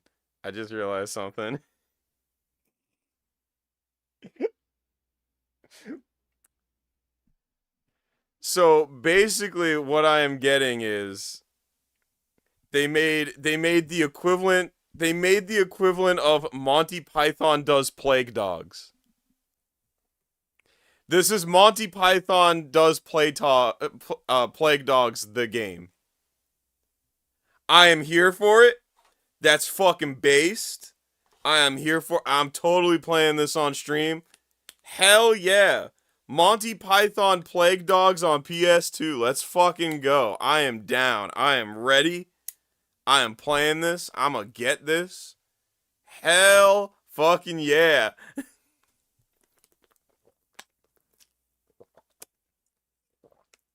I'm sold. I'm sold. Let's fucking go. Just before being interrupted by the ominous voice we met earlier. Set the animals free, Franklin. Set the animals free before it's too late. You're out of your mind. Do you know what would happen if I freed all the animals? We could make breakfast tacos. Nope, can't do it. Returning to Spanx and Redmond. They have Yeah, breakfast burritos are where it's at. To the site's main hall, which will be acting as the game's primary hub, splitting into many sections of the facility. Hearing the ominous voice once more piping up to inform the pair of their mission, to restore power to the exit and reveal the way to freedom. With this not being the only character here to steer the pair, as a clearly highly experimental owl also shows up to point the pair in the right direction. Oh, he looks badass. Of the nearby guard that they will need oh, to not the fat guard. I was talking about the owl. Oh no, to steer the pair. Bro. As a clearly highly experimental owl also shows up. Yeah, he's badass. But I mean, this guy looks like he could fuck you up too. I mean, not efficiently. Informing the pair of the nearby guard that they will need to entice out with some food. That's the cafeteria. Chocolate lives there. Chocolate? Aren't we a posh owl? No one talks like that! As well as teaching them the platforming staple of whizzing something around to hover, the two set to work, eventually finding themselves in the cafeteria, a rather dangerous place, with one staff member in particular looking to take down the pair with exploding chili dogs. But luckily, we still have the game's tooltips to give us a hand. Oh, okay. Using their new ability to destroy the surrounding machines unleashed by the lunch lady, who for the game's first boss of sorts is remarkably well behaved in hindsight. Taking her down to unleash a torrent of chocolate, something that we of course drown Redmond in, to use to tease out the security guard and open up another area of the site. Don't you think I'm handling this pretty well?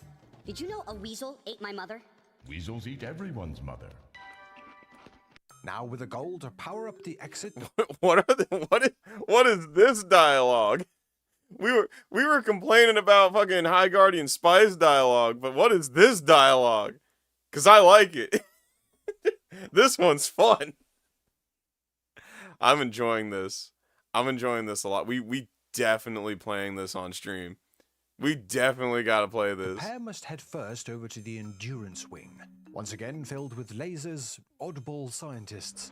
Stop, I've got to tell you. And of course, some more animal experiments, introduced with another baffling cutscene.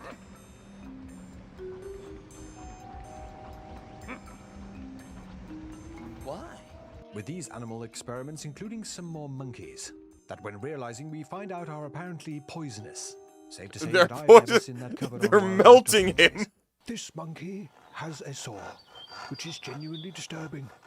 But that, amazingly, is not its deadliest weapon, as this monkey is in fact poisonous as Right, that's me doing David Attenborough. I don't sound like him normally. It's the end of this now. Using the monkeys to smack down the staff and getting a first look at a new enemy NPC. Give this woman a raise immediately. We are treated to yet more laser hallways to work through on the way to find the next monkey-filled lab, with after also smashing up, has its own surprises. Okay. Slow down, you move too swift for my legs. I love that voice line. It's a 2v2, chat. It's a 2v2. They're working together. Giving way to surprise, surprise, yet more lasers, the ominous voice chimes in once more, letting us know that some of these little round balls we have so far been using to reach certain areas are not available until later, just filling me with glee. Yo, animation error? Yeah, we counting it. We counting it. Sorry, High Guardian Spice. Sorry, High Guardian Spice. Sorry, Ray. I don't care if it's an entirely different thing. We're counting it towards the errors. With the idea of having to backtrack to one or two of these a little later down the line. But then again, how else would I enjoy more laser hallways? Further on, yet more awareness of animal abuse is raised by firing a bunch of chickens into a solid metal wall to progress. Unlocking... I mean, they're the white chickens. I heard those are, like, practically insane due to, like, weird breeding and shit. Access to the turbine section of the testing facility. Extend your snout in French. Extend your snout in friendship. Of course, leading once again to a laser hallway. Thank God. As for one, I was starting to miss them. Finishing this up, however, does give way to some positives at least. Destroying enough stuff and releasing enough animals to get some XP to spend on some upgrades. Getting our hands on a couple more moves to give us the edge in this game's ridiculous combat. Just when things were beginning to get nauseatingly predictable, the pair explore further to find... I don't think it's supposed to be a Metroidvania.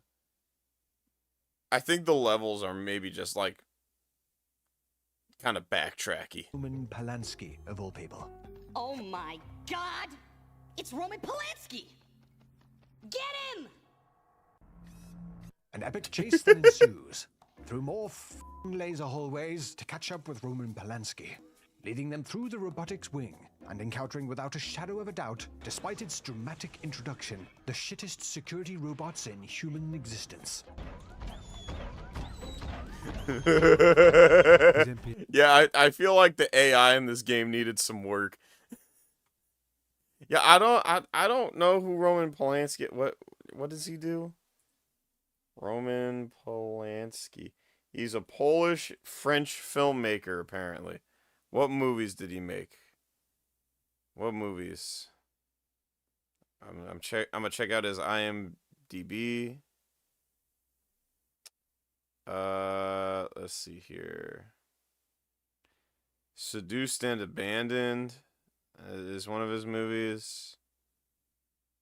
Oh, Chinatown, The Ghost Rider, Rosemary's Baby, The Palace, Oliver Twist,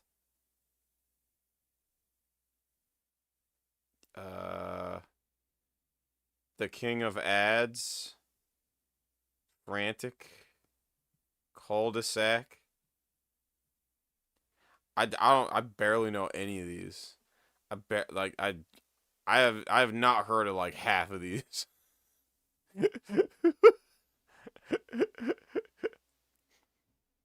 Roman Polanski?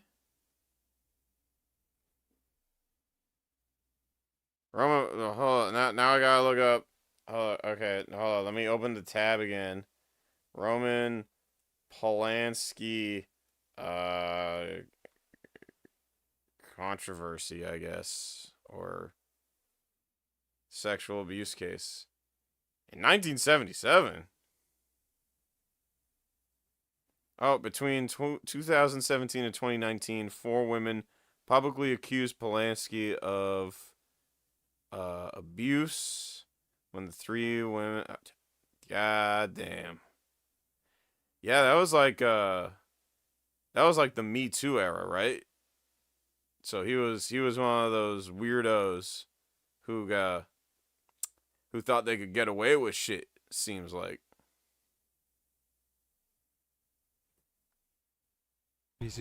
Well, then it's a good thing they're going to beat the shit out of him, jump his ass. They just keep getting worse.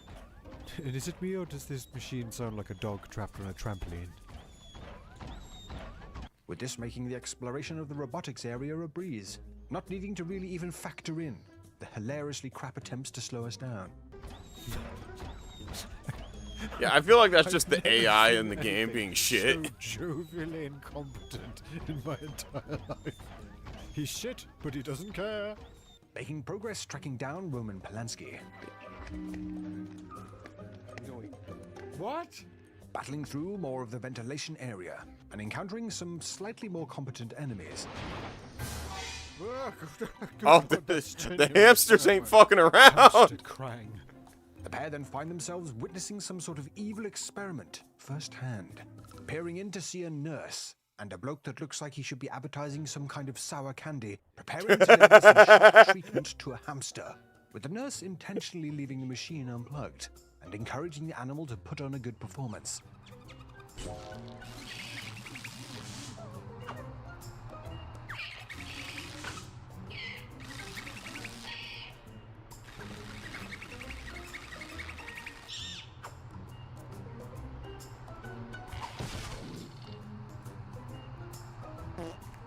She then gives Spanks and Redmond some helpful advice. I've got a message for you from our friend.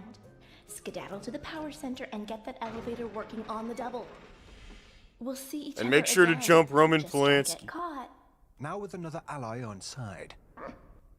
The pair set to work getting the elevator in the power center up and running once more, while I wonder how the hell the human nurse is able to speak to the animals in the first place. With this new objective, of course, giving way to encountering some new enemy NPCs to deal with, wondering just what buggy stupidity this stupid variety will bring with it. Oh, a new NPC. Wonderful. What absolutely ridiculous nonsense are you gonna do then? Oh, it's a janitor. It's a janitor. Oh. It's just. I mean, he's got a shift, chat. He's got a shift. He ain't got time to deal with whatever, like, shit going on with the factory and like the animals escaping and shit. You know, he works for a different company. You know, the testing facility, they hired his company for custodial purposes. All right, he works for a different company. This is not his problem to fix, and he's got a shift, chat. He's got a shift to finish. He's got to make his rounds. Okay, it is not his job. That's for someone else to handle. Know what I mean? This game, I just can't. Not his monkey, not his circus, exactly. Until they both stumble upon just what they'll need to power up the elevator.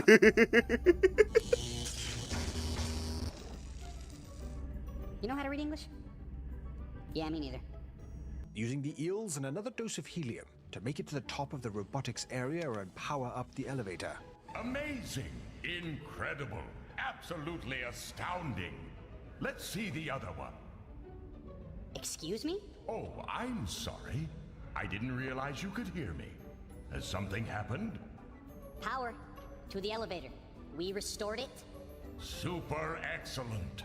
You're almost there. Now make your way back to the main elevator, but be cautious. It's not the only thing you activated. Making their way over to the elevator they just activated, the other thing they have just powered on makes an appearance in the form of a giant mechanical spider. What the flying fuck this has to do with mattresses for Wild Wild hearing West. aids, I have no idea. When I roll into the Wild Wild West. When I stroll into the Wild Wild West. But nevertheless, is quite the roadblock for the pair. If you need advice in filling out your last will and testament, it's too late. needing...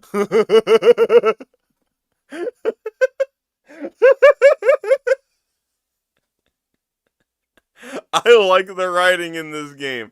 I like it. Run that back. Run that the fuck back. No idea, but nevertheless, is quite the roadblock for the pair. If you need advice in filling out your last will and testament, it's too late. Needing them to put it out of commission, leaving a clear path to the next zone, ventilation, that unfortunately does not house any new NPCs, instead opting to recycle some classics. Oh, there it is. I wondered how long it would take until you bugged out too. Don't worry, you're getting closer. I mean, he Any bugged time out now. off rip. Just look at that belly. Once again, putting the helium to good use, given all the fans now strewn about the place. Oh my god, that foot is still bothering me. Just take Why the is thing it off. blue? The pair remembering to It's smash losing everything circulation. work their way through the vast ventilation rooms, all the way to the South Helmet Testing, an area that most definitely does not sound like a code name for a porno. It's here, unfortunately, I have to make an admission. I am utterly shit at platformers. If the last video wasn't evidence enough of that. Something that will only end up making this experience all the more harrowing as we continue, and I slowly lose my mind. No, he didn't make Walking through the it. ventilation zone, dodging the chickens being fired at what seems to be an F-86 Sabre jet fighter. I imagine to test the impact of bird strike when flying. Although I may be possibly giving the game a little bit too much credit, and could simply just be fire chicken out of cannon lol. Navigating the large It could just be making weird using the level helium design. ability all the more precarious, with all the wind blasting from below. Oh, damn it. We finally make it back to the main hall, and with it a chance to use the newly activated elevator, with a nice welcome message from the owl we met earlier waiting for us. Oh, well, isn't that cute? Look, I know this is an American studio that made this, but this is why I have to deal with that Attenborough nonsense. Because now everyone just thinks we're clones of Prince Charles with teapots superglued to our heads. Although what surprises me is that the developer was able to put down the cheeseburger for long Yeah, enough to write that down.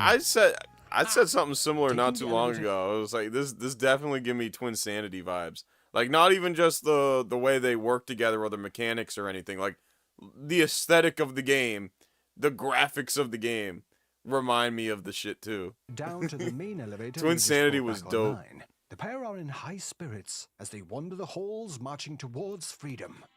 We're gonna start a carrot farm. And find a lady rabbit. There'll be lots of little baby Redmonds. I'll have to buy an SUV. I'll forgive all debts. I'll forget all trespasses. You know what? I'll even forgive you for eating my mother. No, really. It's no big deal. I'm over it now. Life is good. I don't think that was the same guy. I don't think that was the same weasel.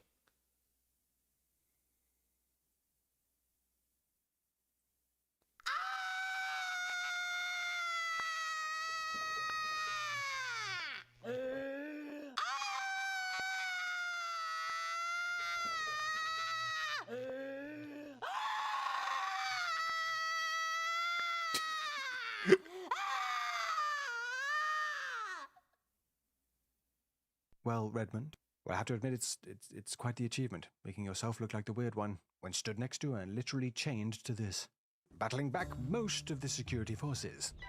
The bloke over there just scratching his heart. The pair finally descend the security. He's like, if I don't see it, it's not my problem.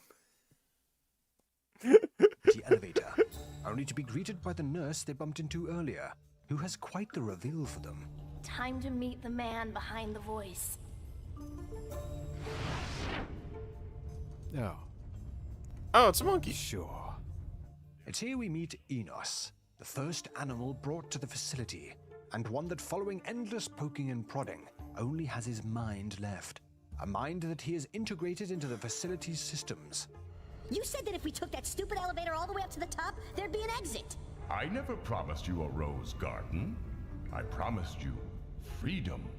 I hate him. I hate you! Calm yourself. Enos explains the next steps in his plan to free the animals, to overheat the machines at the bottom of the facility, and to cause the emergency failsafes to open up all the doors. A cunning plan. for a chimp that honestly looks like a poorly conceived breakfast cereal mascot for the Special Olympics. With time of the essence as the humans close in, the pair escape once more to begin their new mission, beginning by making their way to the genetics area. Do we get any new NPCs? The NPCs have been my favorite. The NPCs are so good. Well, they're not good, but that's why they're fun. An area filled with all manner of experimental fauna and wildlife, with some being rather aggressive. Oh, I see. They want me to blow it up with the thing.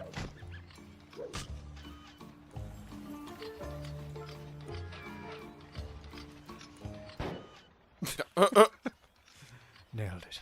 With all of this, of course, contributing towards Genron's ever more baffling array of products. Genetically enhanced for maximum performance.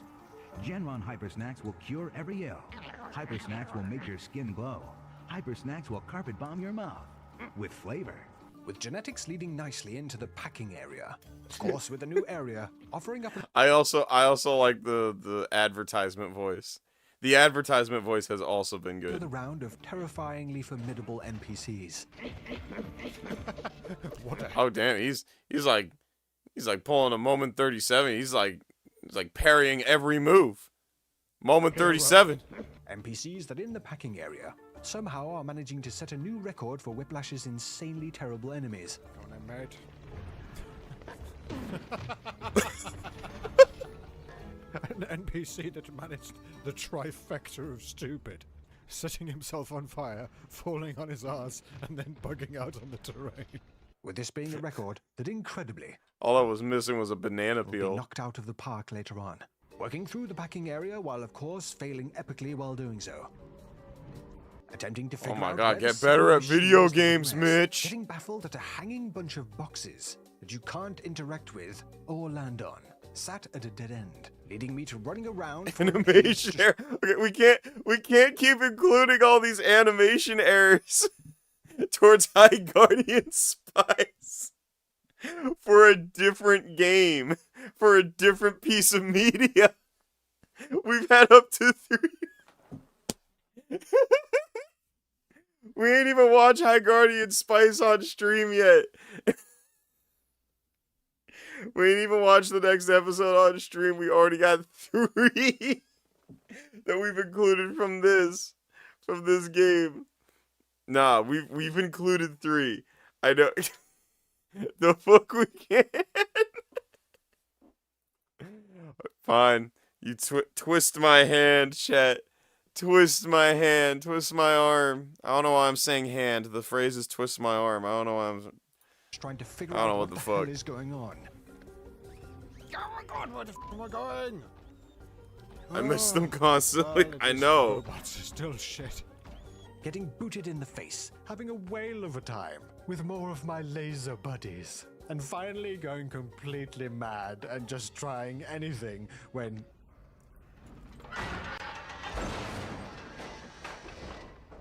How are you supposed to figure that out? And that part of the level was the solution. I didn't even know there was a thing. It looks like a metal nipple. Finally able to progress, and quite fittingly, spitting feathers.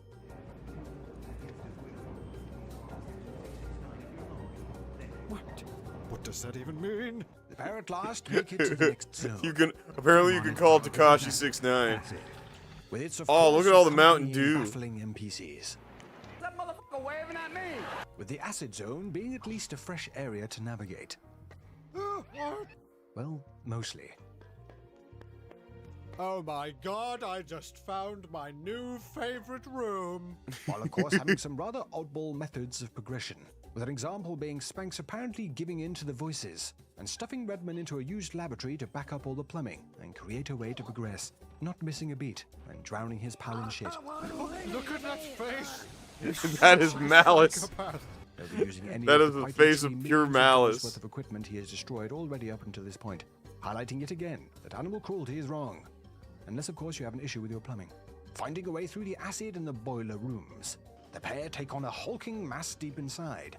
But after taking Oh, it's the legally distinct Mighty Poo. down causes the overloading they were looking for, showering the area I am legally distinct. with fire and rubble. Clearly not having thought this through. And however, I'm as they going are to still throw ready to set right all from the around limit, some but are luckily stink. saved by the ridiculously posh owl who after dropping them off safely escorts them back to his lair, and we are treated to a cutscene where the owl reveals his ridiculous plan.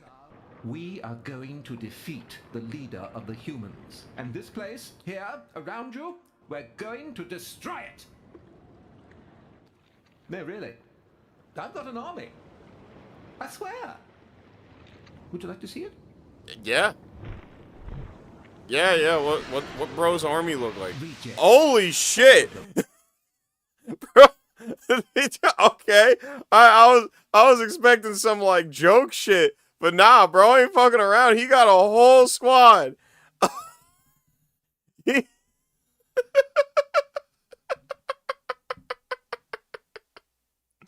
Okay, sure. They are failed experiments of the humans, dumped here and forgotten long ago.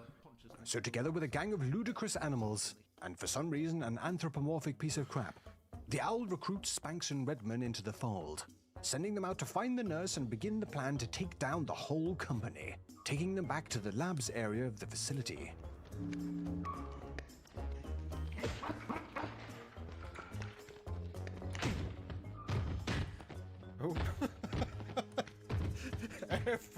He's Finding the nurse, she provides the pair with a high voltage upgrade to allow them to use those other colored balls we saw earlier to access new areas, to collect a number of keycards to reach the executive area of the facility, and plug in the data cube to the company mainframe. Which all sounds like a good thing. I mean, how could it possibly be anything bad? Well, to achieve this, we will need to navigate the horrors of the backtracking segment to end all backtracking segments. No. Practically the entire game again, just to hook onto Practically, one of those balls. what? Reach a small new. Bruh. Well, I mean, it can't be as bad as Donkey Kong 64, but that's still crazy work. Area and a quote-unquote boss fight, including Robo Polanski. Boss fights that, yes, Yeah, are also jump immune him. to the Jump his ridiculous ass. shenanigans the NPCs seem to be infected with highlights such as phasing through the terrain, forgetting that they are in a game entirely and instead practicing their rugby line-out technique, or hilariously destroying themselves in the silliest NPC moment yet. Quick reminder, this is a boss fight.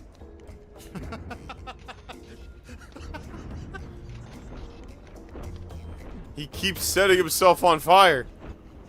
And he got stomped out by robots.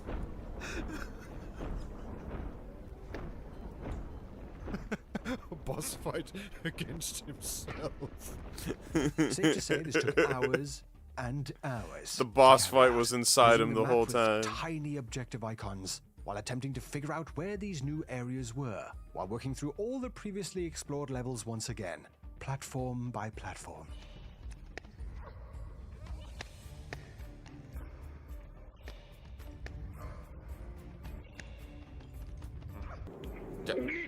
Of course, not helped at all by my total incompetence when it comes to platformers, especially ones that have a nasty habit of just throwing things at you, expecting the player to know that it's a hangy thing and not a standing on thing.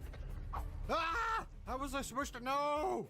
Truly beginning to lose my Well, mind. because you were The hanging bosses were on eventually something found, similar earlier, tracked down you throughout all the dingus. previously explored areas. Oh, what? Yes, I'm literally using that now. Yes, thank you. Oh, great. Oh, right. So you stop me using the ability to stop and remind me to use the ability. This is about that cheeseburger comment, isn't it? I was joking! Until at last, the final keycard was collected, and it was off to the executive Yeah, he area. got Wandering into fucking the executive phased. area, it was clear that this was the lap of luxury.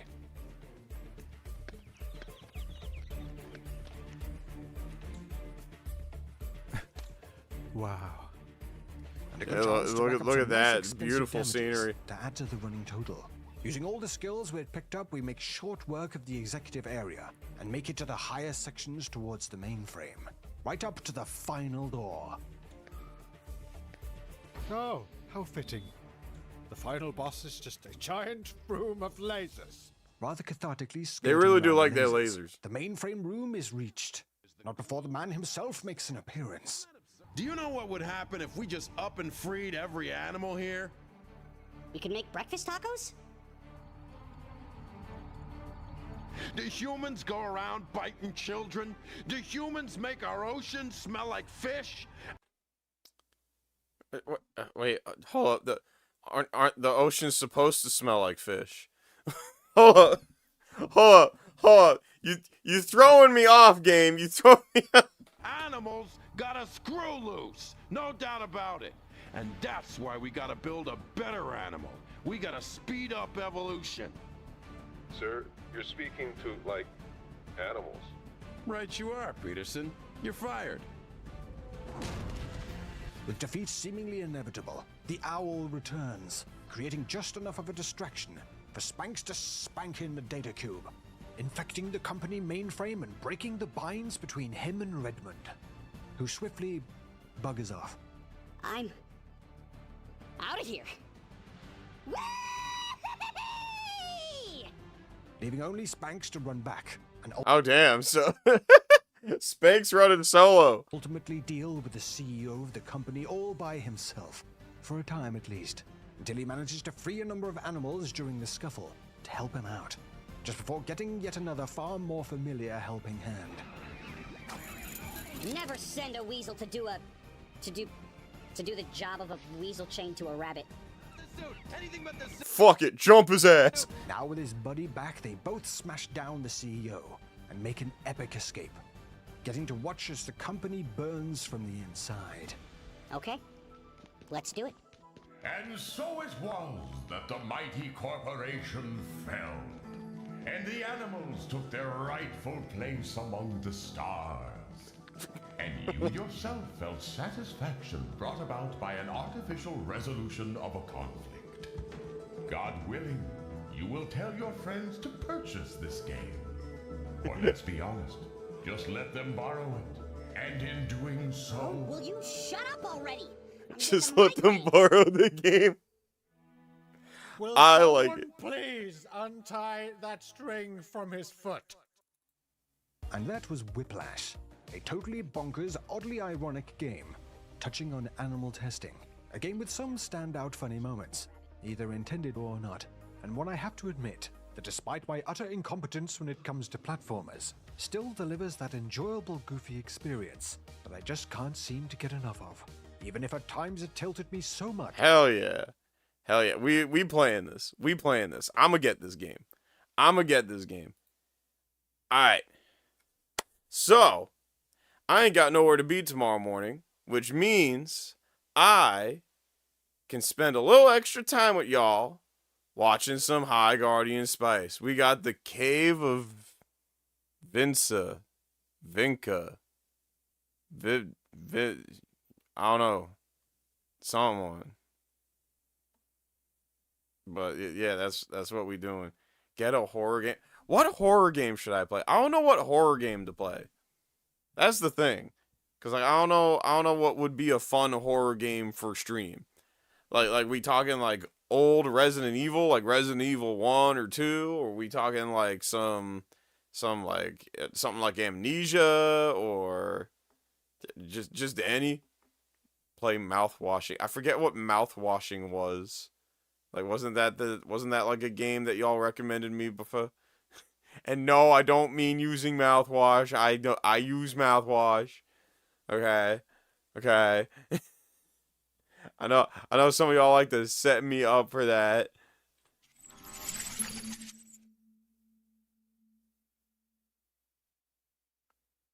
Never change, chat. Never change.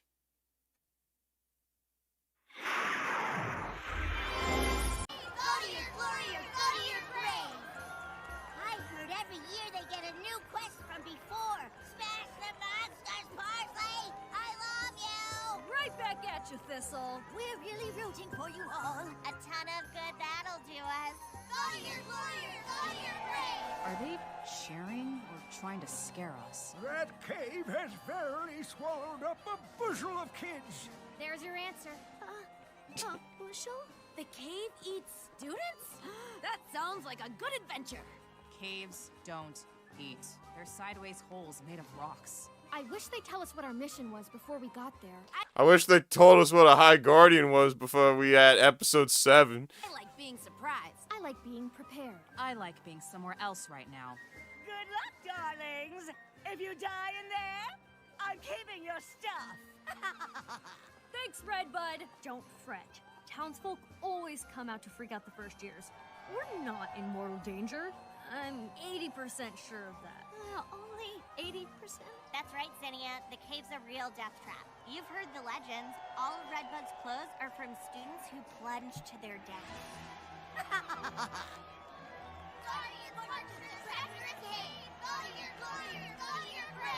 How is this supposed to weed out the weak ones? They're all a big old herd of cowards. They're scared because the cave... So is this like the hunter exams or something? Is this like High Guardian hunter exams? is miles deep, and monsters have risen from the depths. The mission is meant to challenge them, but it also forces them to challenge themselves. I don't know, this is the first time I'm hearing of it, Machine Possum. It could be. It could be. Which begs the question, what is the target audience for this? What is the target audience? Cause they've shown blood and like they've sworn, so it can't be for kids. Right? But like it's got that Steven Universe Owl House vibe, so I would imagine it's not for adults either. I guess maybe teens, but like, you know, that's a whole decade. So like what level of teen? I don't know. Boring. I miss the days when we used to just throw them in lava. We never did that. Right, of course not.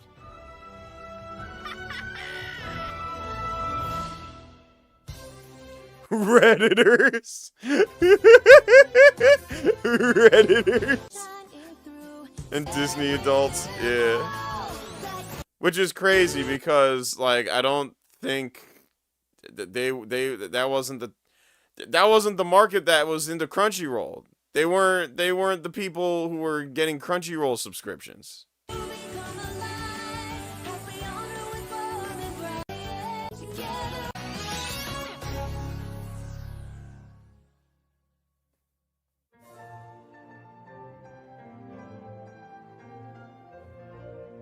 It couldn't have been weebs either because it's not like an anime. Like, it's not an anime. It's not even in an anime style. Why you think the show failed? Because it sucked. That's why. I thought the show just failed because it sucked.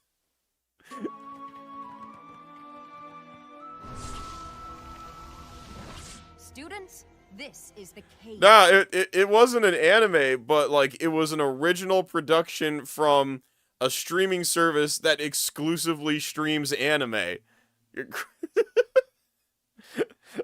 like Crunchyroll was like the go-to place to watch like Dragon Ball Super and like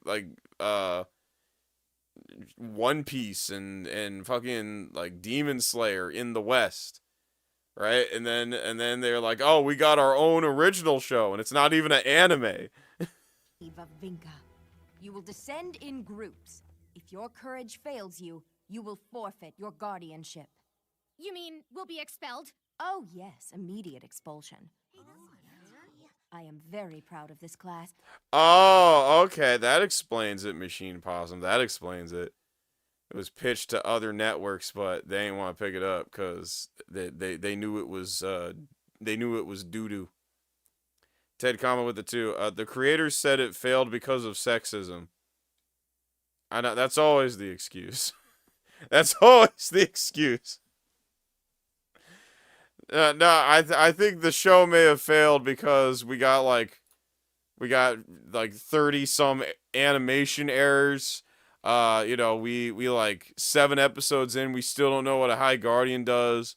All the characters are annoying and suck. And I fully expect a good number of you to live. Yeah.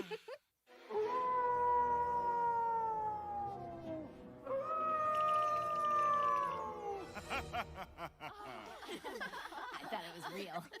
Sorry, kids. He does that every year. The Cave of Vinca is a wondrous and ancient maze in which mysteries and monsters await you. As do maiming, mauling, and malediction if you're not careful. Remember, when you see the walls fall in and you're Yeah, that's right, Alex. We discussed this last stream. the show failed because they ain't got Drewski in it. Drewski would have immediately fixed the show. Don't even change the script. Just replace Rosemary with Drewski and it would have been perfect. Later bot with the 2. Why are there literal demons from hell as like a teacher? She's ironically the ethics teacher. Ha ha, get it? Get it? You have a literal demon from hell teaching ethics at the school. Ha ha ha ha. Ain't that clever? Ha ha ha ha ha ha ha ha ha. None of us should be going in there. Why would any of you choose to walk into this nightmare? Yeah, to become guardians that that do stuff. Because we want to be guardians. Well, ho, Zinnia, going for the old voluntary expulsion. That is wild. Go for it. Don't you at least want to stay and find out what our quest is going to be? No, I'm too young and way too attractive for a suicide mission. That was the whole... Well, I was gonna say that's the whole point of being a guardian, but like I still don't know what they do. It's like hunt monsters, maybe, kind of. I think. For the record, I find cowardice in others very attractive.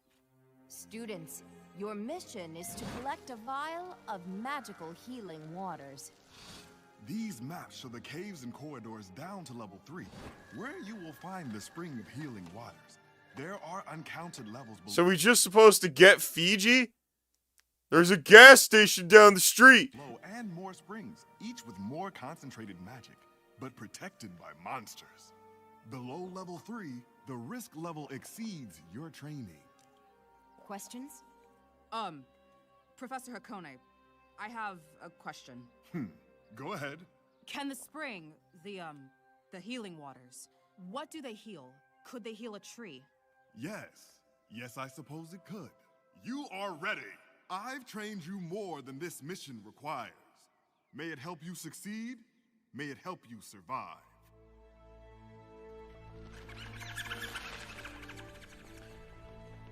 I'm sure this show was like a huge loss for Crunchyroll.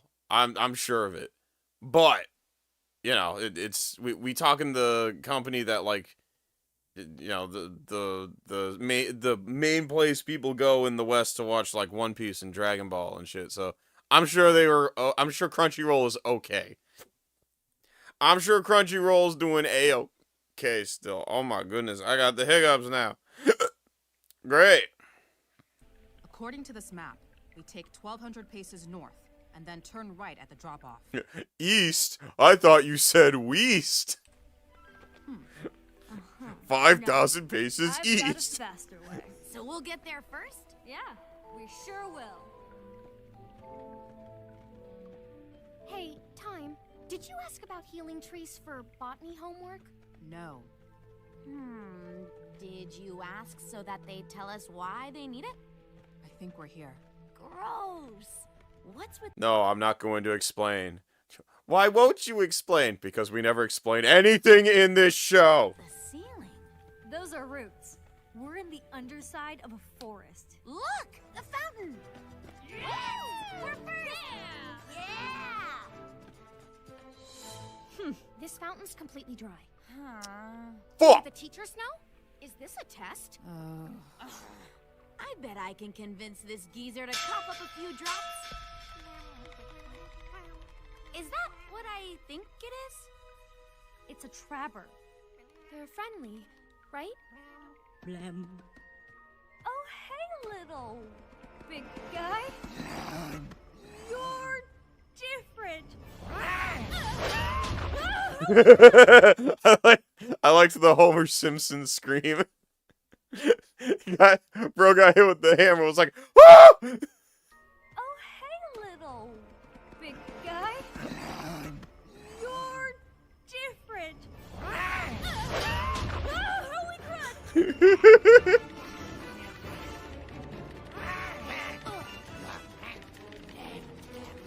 They have us surrounded. Time to fight.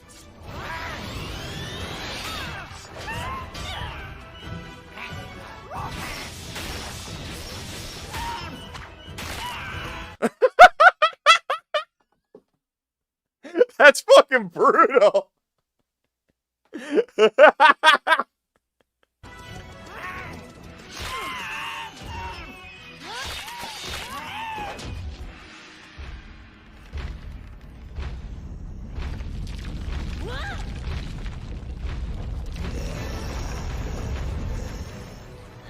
Who's violently killing my pack of cave crabs?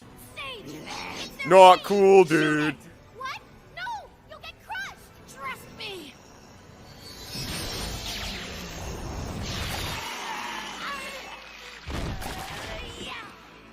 Alright, she didn't get crushed, but what if she, like, fucked up her rotator cuff doing that?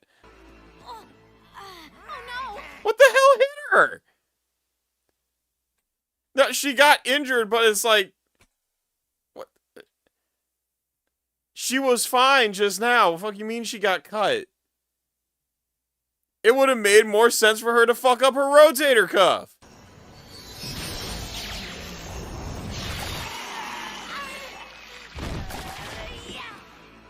Oh no! That just made them angrier! We've gotta get out of here! This way, follow me.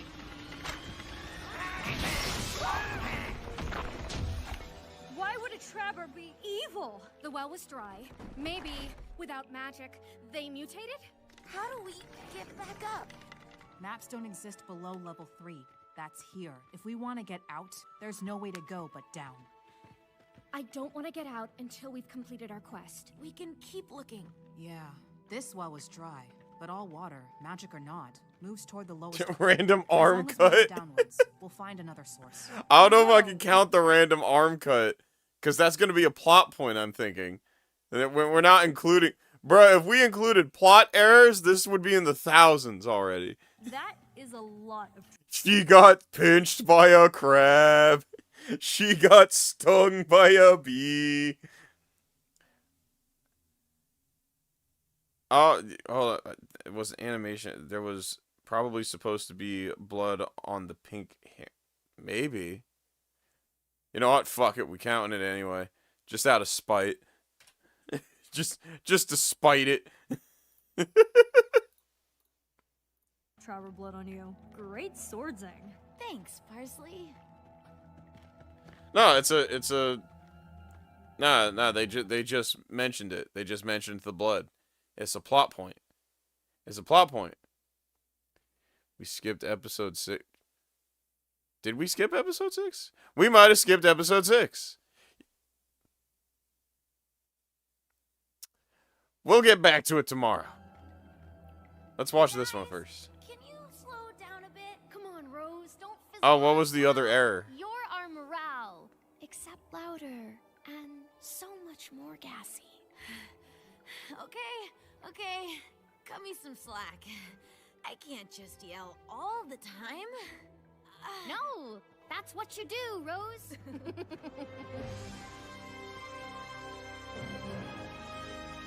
Over there, a fountain. So hold up. So let me get this straight. The moral of this episode, the lesson, the takeaway of this episode is make sure to let people know when you're fucking bleeding out so you don't die. I don't think that needs to be a lesson in a TV show. I think that's just, you should just know to do that. You should just know that if you stabbed or cut and you bleeding out, that you should let people fucking know so like you can get it patched up and not fucking die.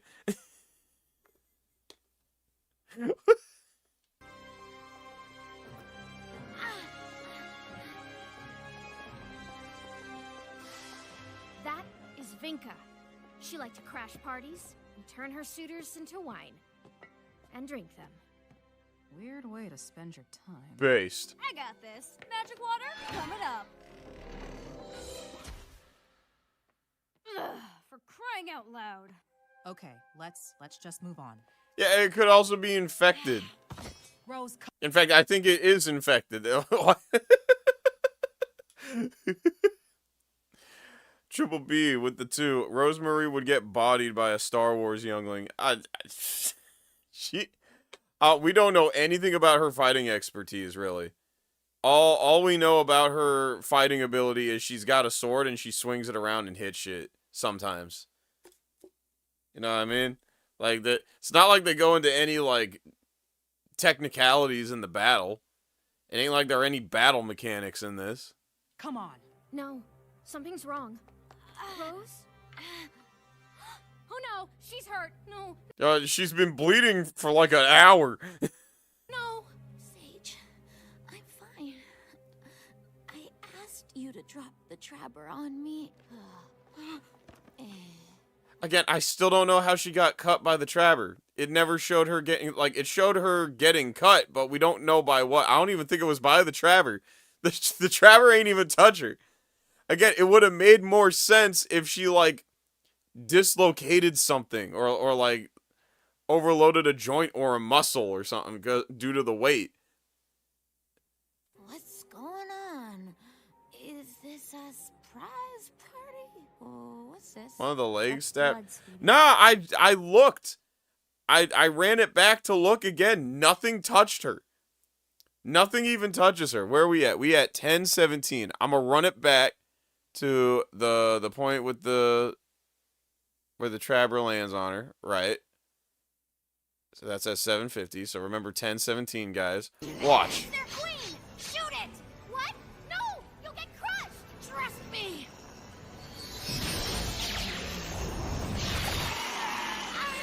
Okay. See, nothing's touching her. Nothing's touching her. We're gonna slowly. Yep. Nothing. No cuts under her arms.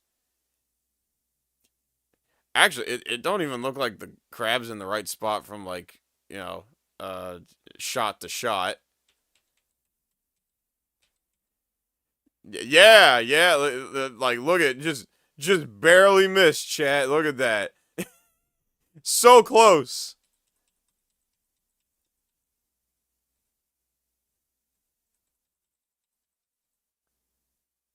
Yeah, nothing hit her. Nothing fucking hit her. She got stung by a bee. When it lands. Okay, I guess maybe that's it. But I don't know. It don't show it here, I don't think. Yeah, I don't know. It's weird. It's weird. It don't make any sense. The shot composition in this show leaves a lot to be desired. I am Buckles. Hi, Buckles. I'm Parker. Blardy blar, blah, blah, blah. Okay, can you guide us to a source of healing waters? I can, and I will.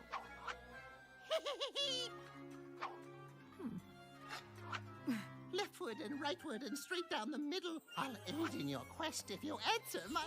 We have no time for that. Is there something we can trade you for the location? A true love's kiss? No kissing, Buckles. Markedly, you loathe my rhyme, but you've got woes and I've got time. If you answer at your leisure, I will gift to you my treasure. Fine. Just do your game. You sound freaky.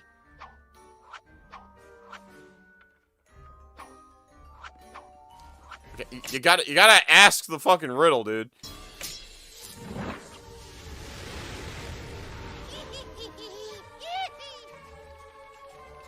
If you win, you'll know the exit. If you lose, you'll be my breakfast.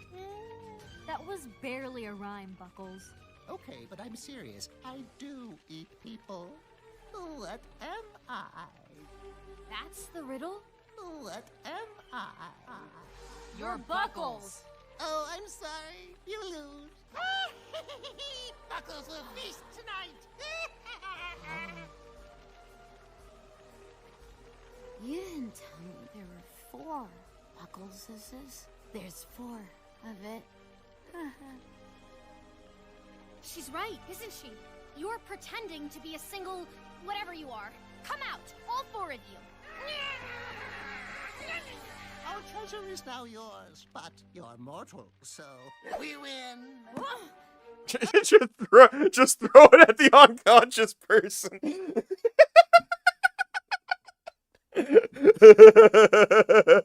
Okay, who messed it up this time? It was you. I'll go fart it, cough, and shatter it. All of you. We'll grow from this, brothers. Okay, we answered. So tell us how to reach the healing waters.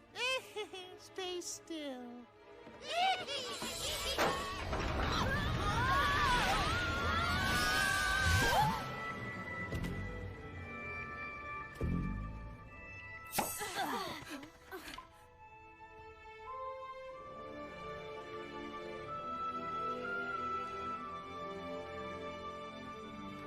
So they just live there? The Buckles? The 4 Buckles just live there?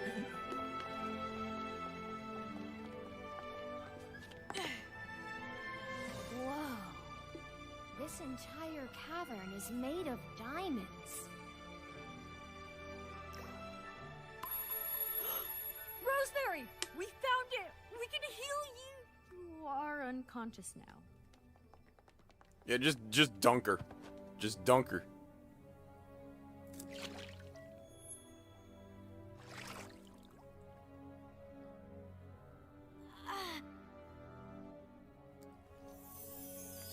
Tastes like shit.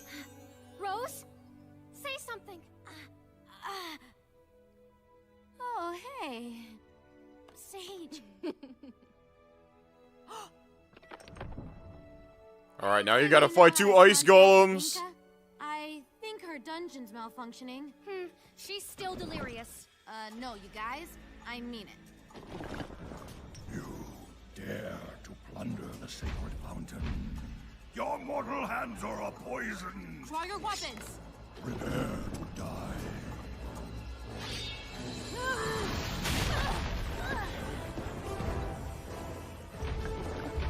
Sup, I'm here too. You guys have a ton of it. Begone, loud smoke.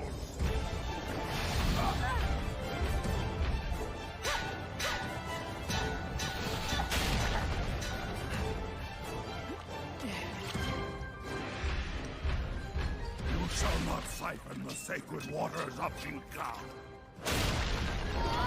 Okay, Kyle, fucking punching the wall. Fucking Kyle, fucking Ice Kyle over here punching the dry diamond wall.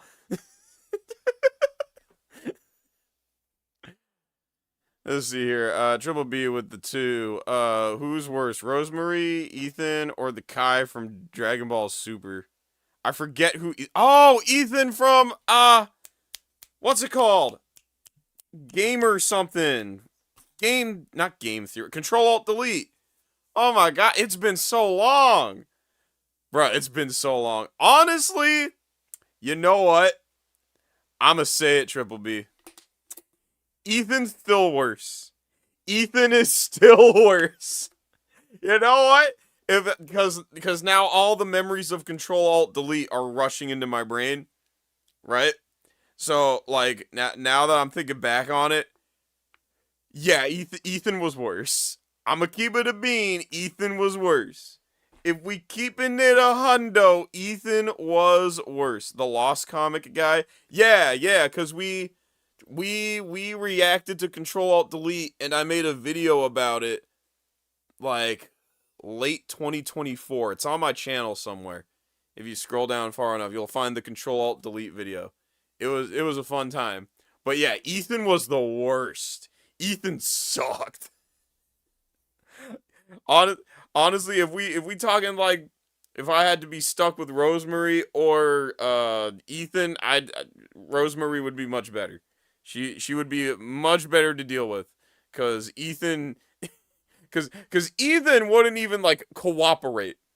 You know, Rosemary, like she's terrible at everything, but she at least cooperates. She at least wants to do stuff.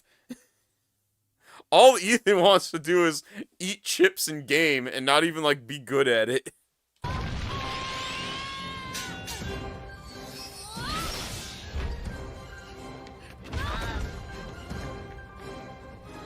weapons can't break diamonds. But he started the Church of Gaming. Yeah, post-mortem. He couldn't even get that right when he was alive. I'd be more impressed if he started the Church of Gaming when he was alive. If I recall, the Church of Gaming starts post-mortem. So I don't count that as an achievement. Diamonds can crush diamonds. Sage, that's it. Here's what we're gonna do. You want us? Here we are. Come and get me!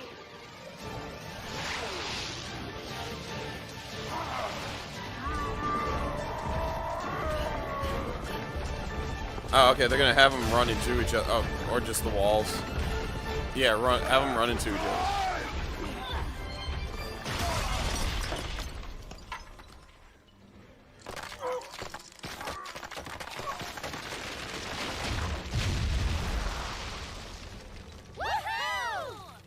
Wait a minute. Ugh. Guys, we have a problem. Oh, that was they made that pile of diamond at the exit, didn't they? That was the exit, huh? I wasn't paying attention. That was the exit, wasn't it? Yeah, that was in front of the exit. That was in front of the door.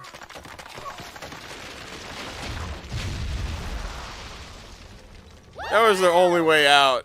Wait a minute. Bummer. They used Iceman to break that. I am Iceman. I am Iceman. I am Iceman. Guys, fucking Drake. We have a problem. I wonder what Drake's doing right now. I wonder, because, like, I ain't been looking into Drake news in a minute. I'm sure he's doing something goofy right now. Fall error, count it? I bet.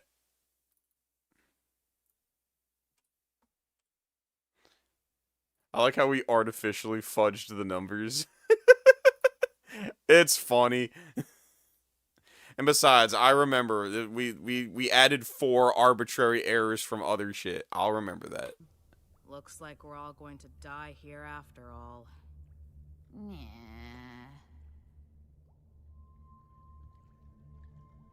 Okay, look, maybe if we... Call it a day, Parse. The chamber is sealed. This room exists to protect the fountain. Even if He's it means still fighting turning drones with a flip-flop. That'd be funny. I love the flip-flop video. us forever. If we die, we'll become one of the weird legends that students use to scare each other. So there's that. All we can do is wait. The rescue's not likely. But if we have to gaze into the unforgiving maw of eternity, couldn't we make it fun? Exactly how much blood did you lose, Rosemary? Enough to know how we can make the most of the worst, and probably the last, day of our lives. I bet I know. Can't you just hold up? There's more. There's diamond all around you. Can't you just find like a smaller bit of diamond and like use it to break the other down? I don't know. I'm just thinking out loud. What you're thinking. Gospel or Gauntlet? Oh no. What's that? The best game ever! Someone asks you Gospel or Gauntlet. If you choose Gospel, you need to answer a question truthfully. And if you choose Gauntlet, you need to complete a dare. It's just truth. Just call it truth or dare. Just call it truth or dare. I like. Why do you have to give it like this weird lore name that don't even make sense? Just call it truth or dare. What if you do neither? Then fun dies. Ugh. Sounds like a mercy killing. I'll go first. Rosemary? Gauntlet, gauntlet, gauntlet! You have to climb up there and stand on your hands. Ta-da! Oh, that's one hand you lose. She said hands, plural. My turn. Sage. Gospel? 2 years ago, one afternoon on a dark August eve, Sage vanished for 3 hours. Afternoon and evening are different things. I was probably studying. Ha! Deceptress. No one studies 2 weeks before school starts. Were you kissing someone? Mayhaps a young mouth breather named Cyball Doublefile? I've never kissed anyone. That's how you get tuberculosis. My turn. Time. Gauntlet. Give Rosemary a compliment. That's a dare. No. I lose. Rosemary is... No! Look at Rosemary and tell her. You're loyal to your friends. Okay, This game sucks. my turn. Parsley. Gospel. Oh, wow. Okay. Who's your least favorite brother? I used to hate Thistle, but then Spurge almost drowned and Thistle saved him, and I knew I don't hate Thistle. I don't hate anyone. Ever. Rose? Gospel? What's the best You didn't answer the... Well, technically Thistle. Thistle sucks.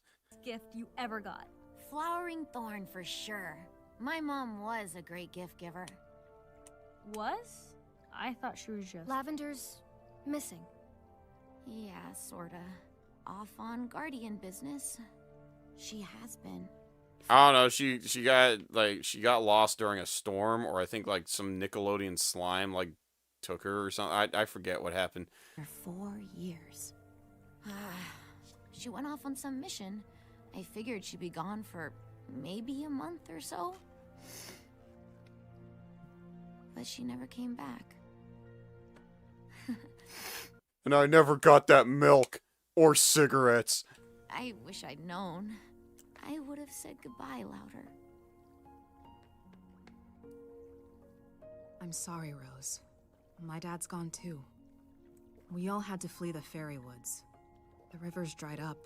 The trees started dying. Dad stayed to help. He's trying to find a way to reverse the rot.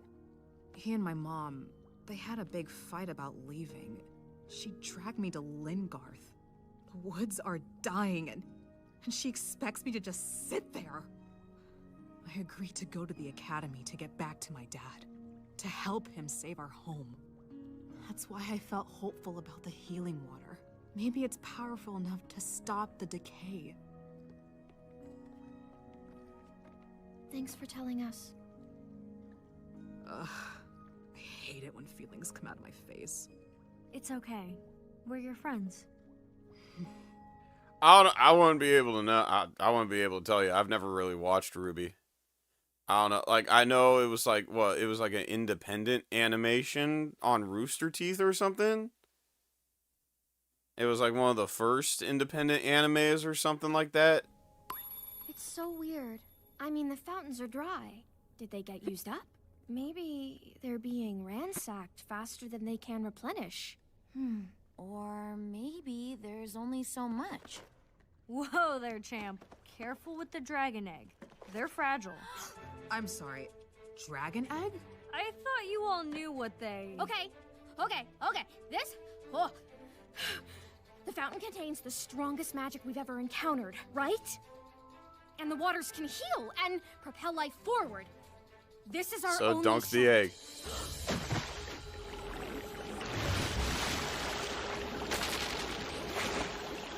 You're going to have to hang on tight, okay?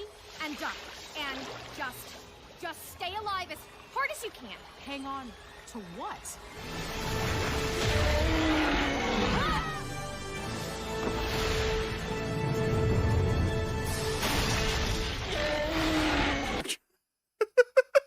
Wow, that dragon's stupid.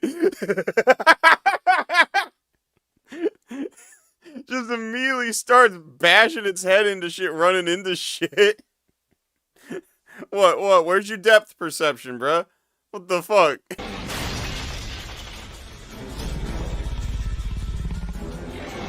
I hate rocks.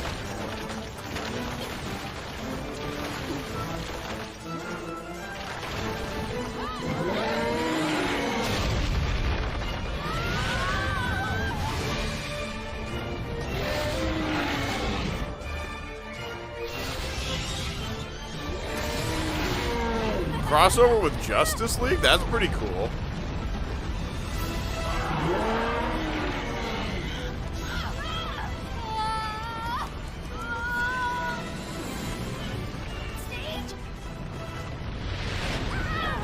Sage? Hold up, why Sage? Sage can fly! Not well, but Sage can fly! Why is she the one who needs help from fucking falling? The show's stupid.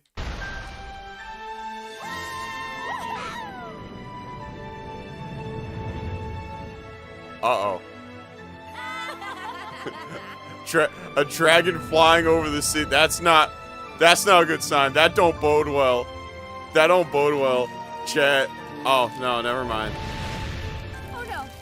Is the dragon dead?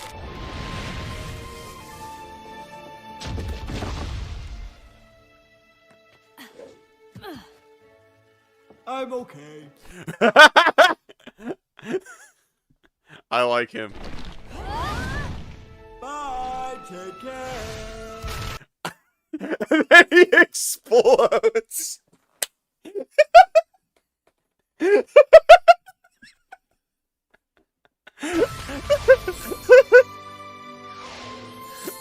Oh, okay. He turns into stars. That's not as funny.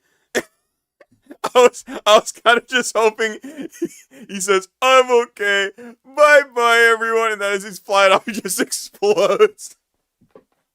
And like fucking dragon bone shrapnel just flies everywhere. That'd be fucking awesome. Sage, is that how stars are made? Huh? Oh, yeah, for sure. You guys should sleep. Can I catch up with you in the morning? No. Yeah, don't y'all need to get like that water and shit? You already got it, I think. Do you live here now? Are you taking care of the tree? Meow. Yeah. Okay. Talking to a cat. The cats are watching over the tree. It works.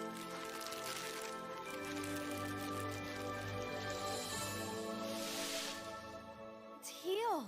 But what caused the rot in the first place? I don't know, but the healing water's drying up has to be connected. Is the level of magic in the earth fading? I think so. And I plan to stop it. I missed Cat Rombe.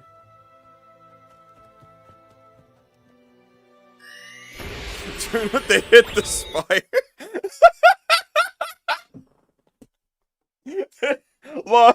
Lyle, they hit the spire.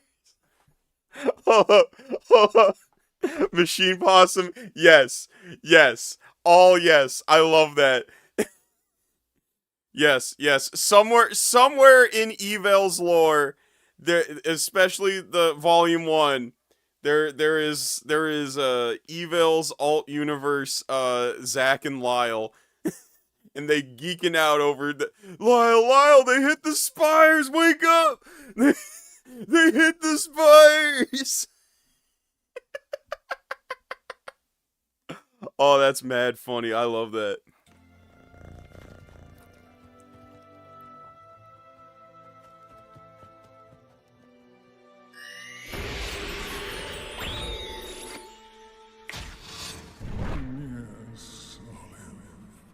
Tell them that the elf girl and her minions are closing in on the secrets of Witch Country. One moment. The Triumvirate says that you must vanish the elf girl and the others. Vanish? As in... Yes. Kill them! I don't feel comfortable escalating things to that level with anyone. Olive! It's them or you. Choose.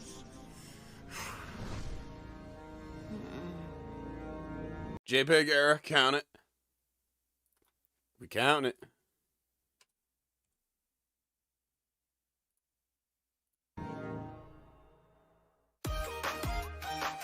And we not listening to that bullshit. All right, so we did skip an episode, so we'll have to go back to that like later in the like tomorrow's stream or something. But by the night they hit the Citadel. They hit the Citadel. Lyle, wake up! They hit the Citadel! Lyle!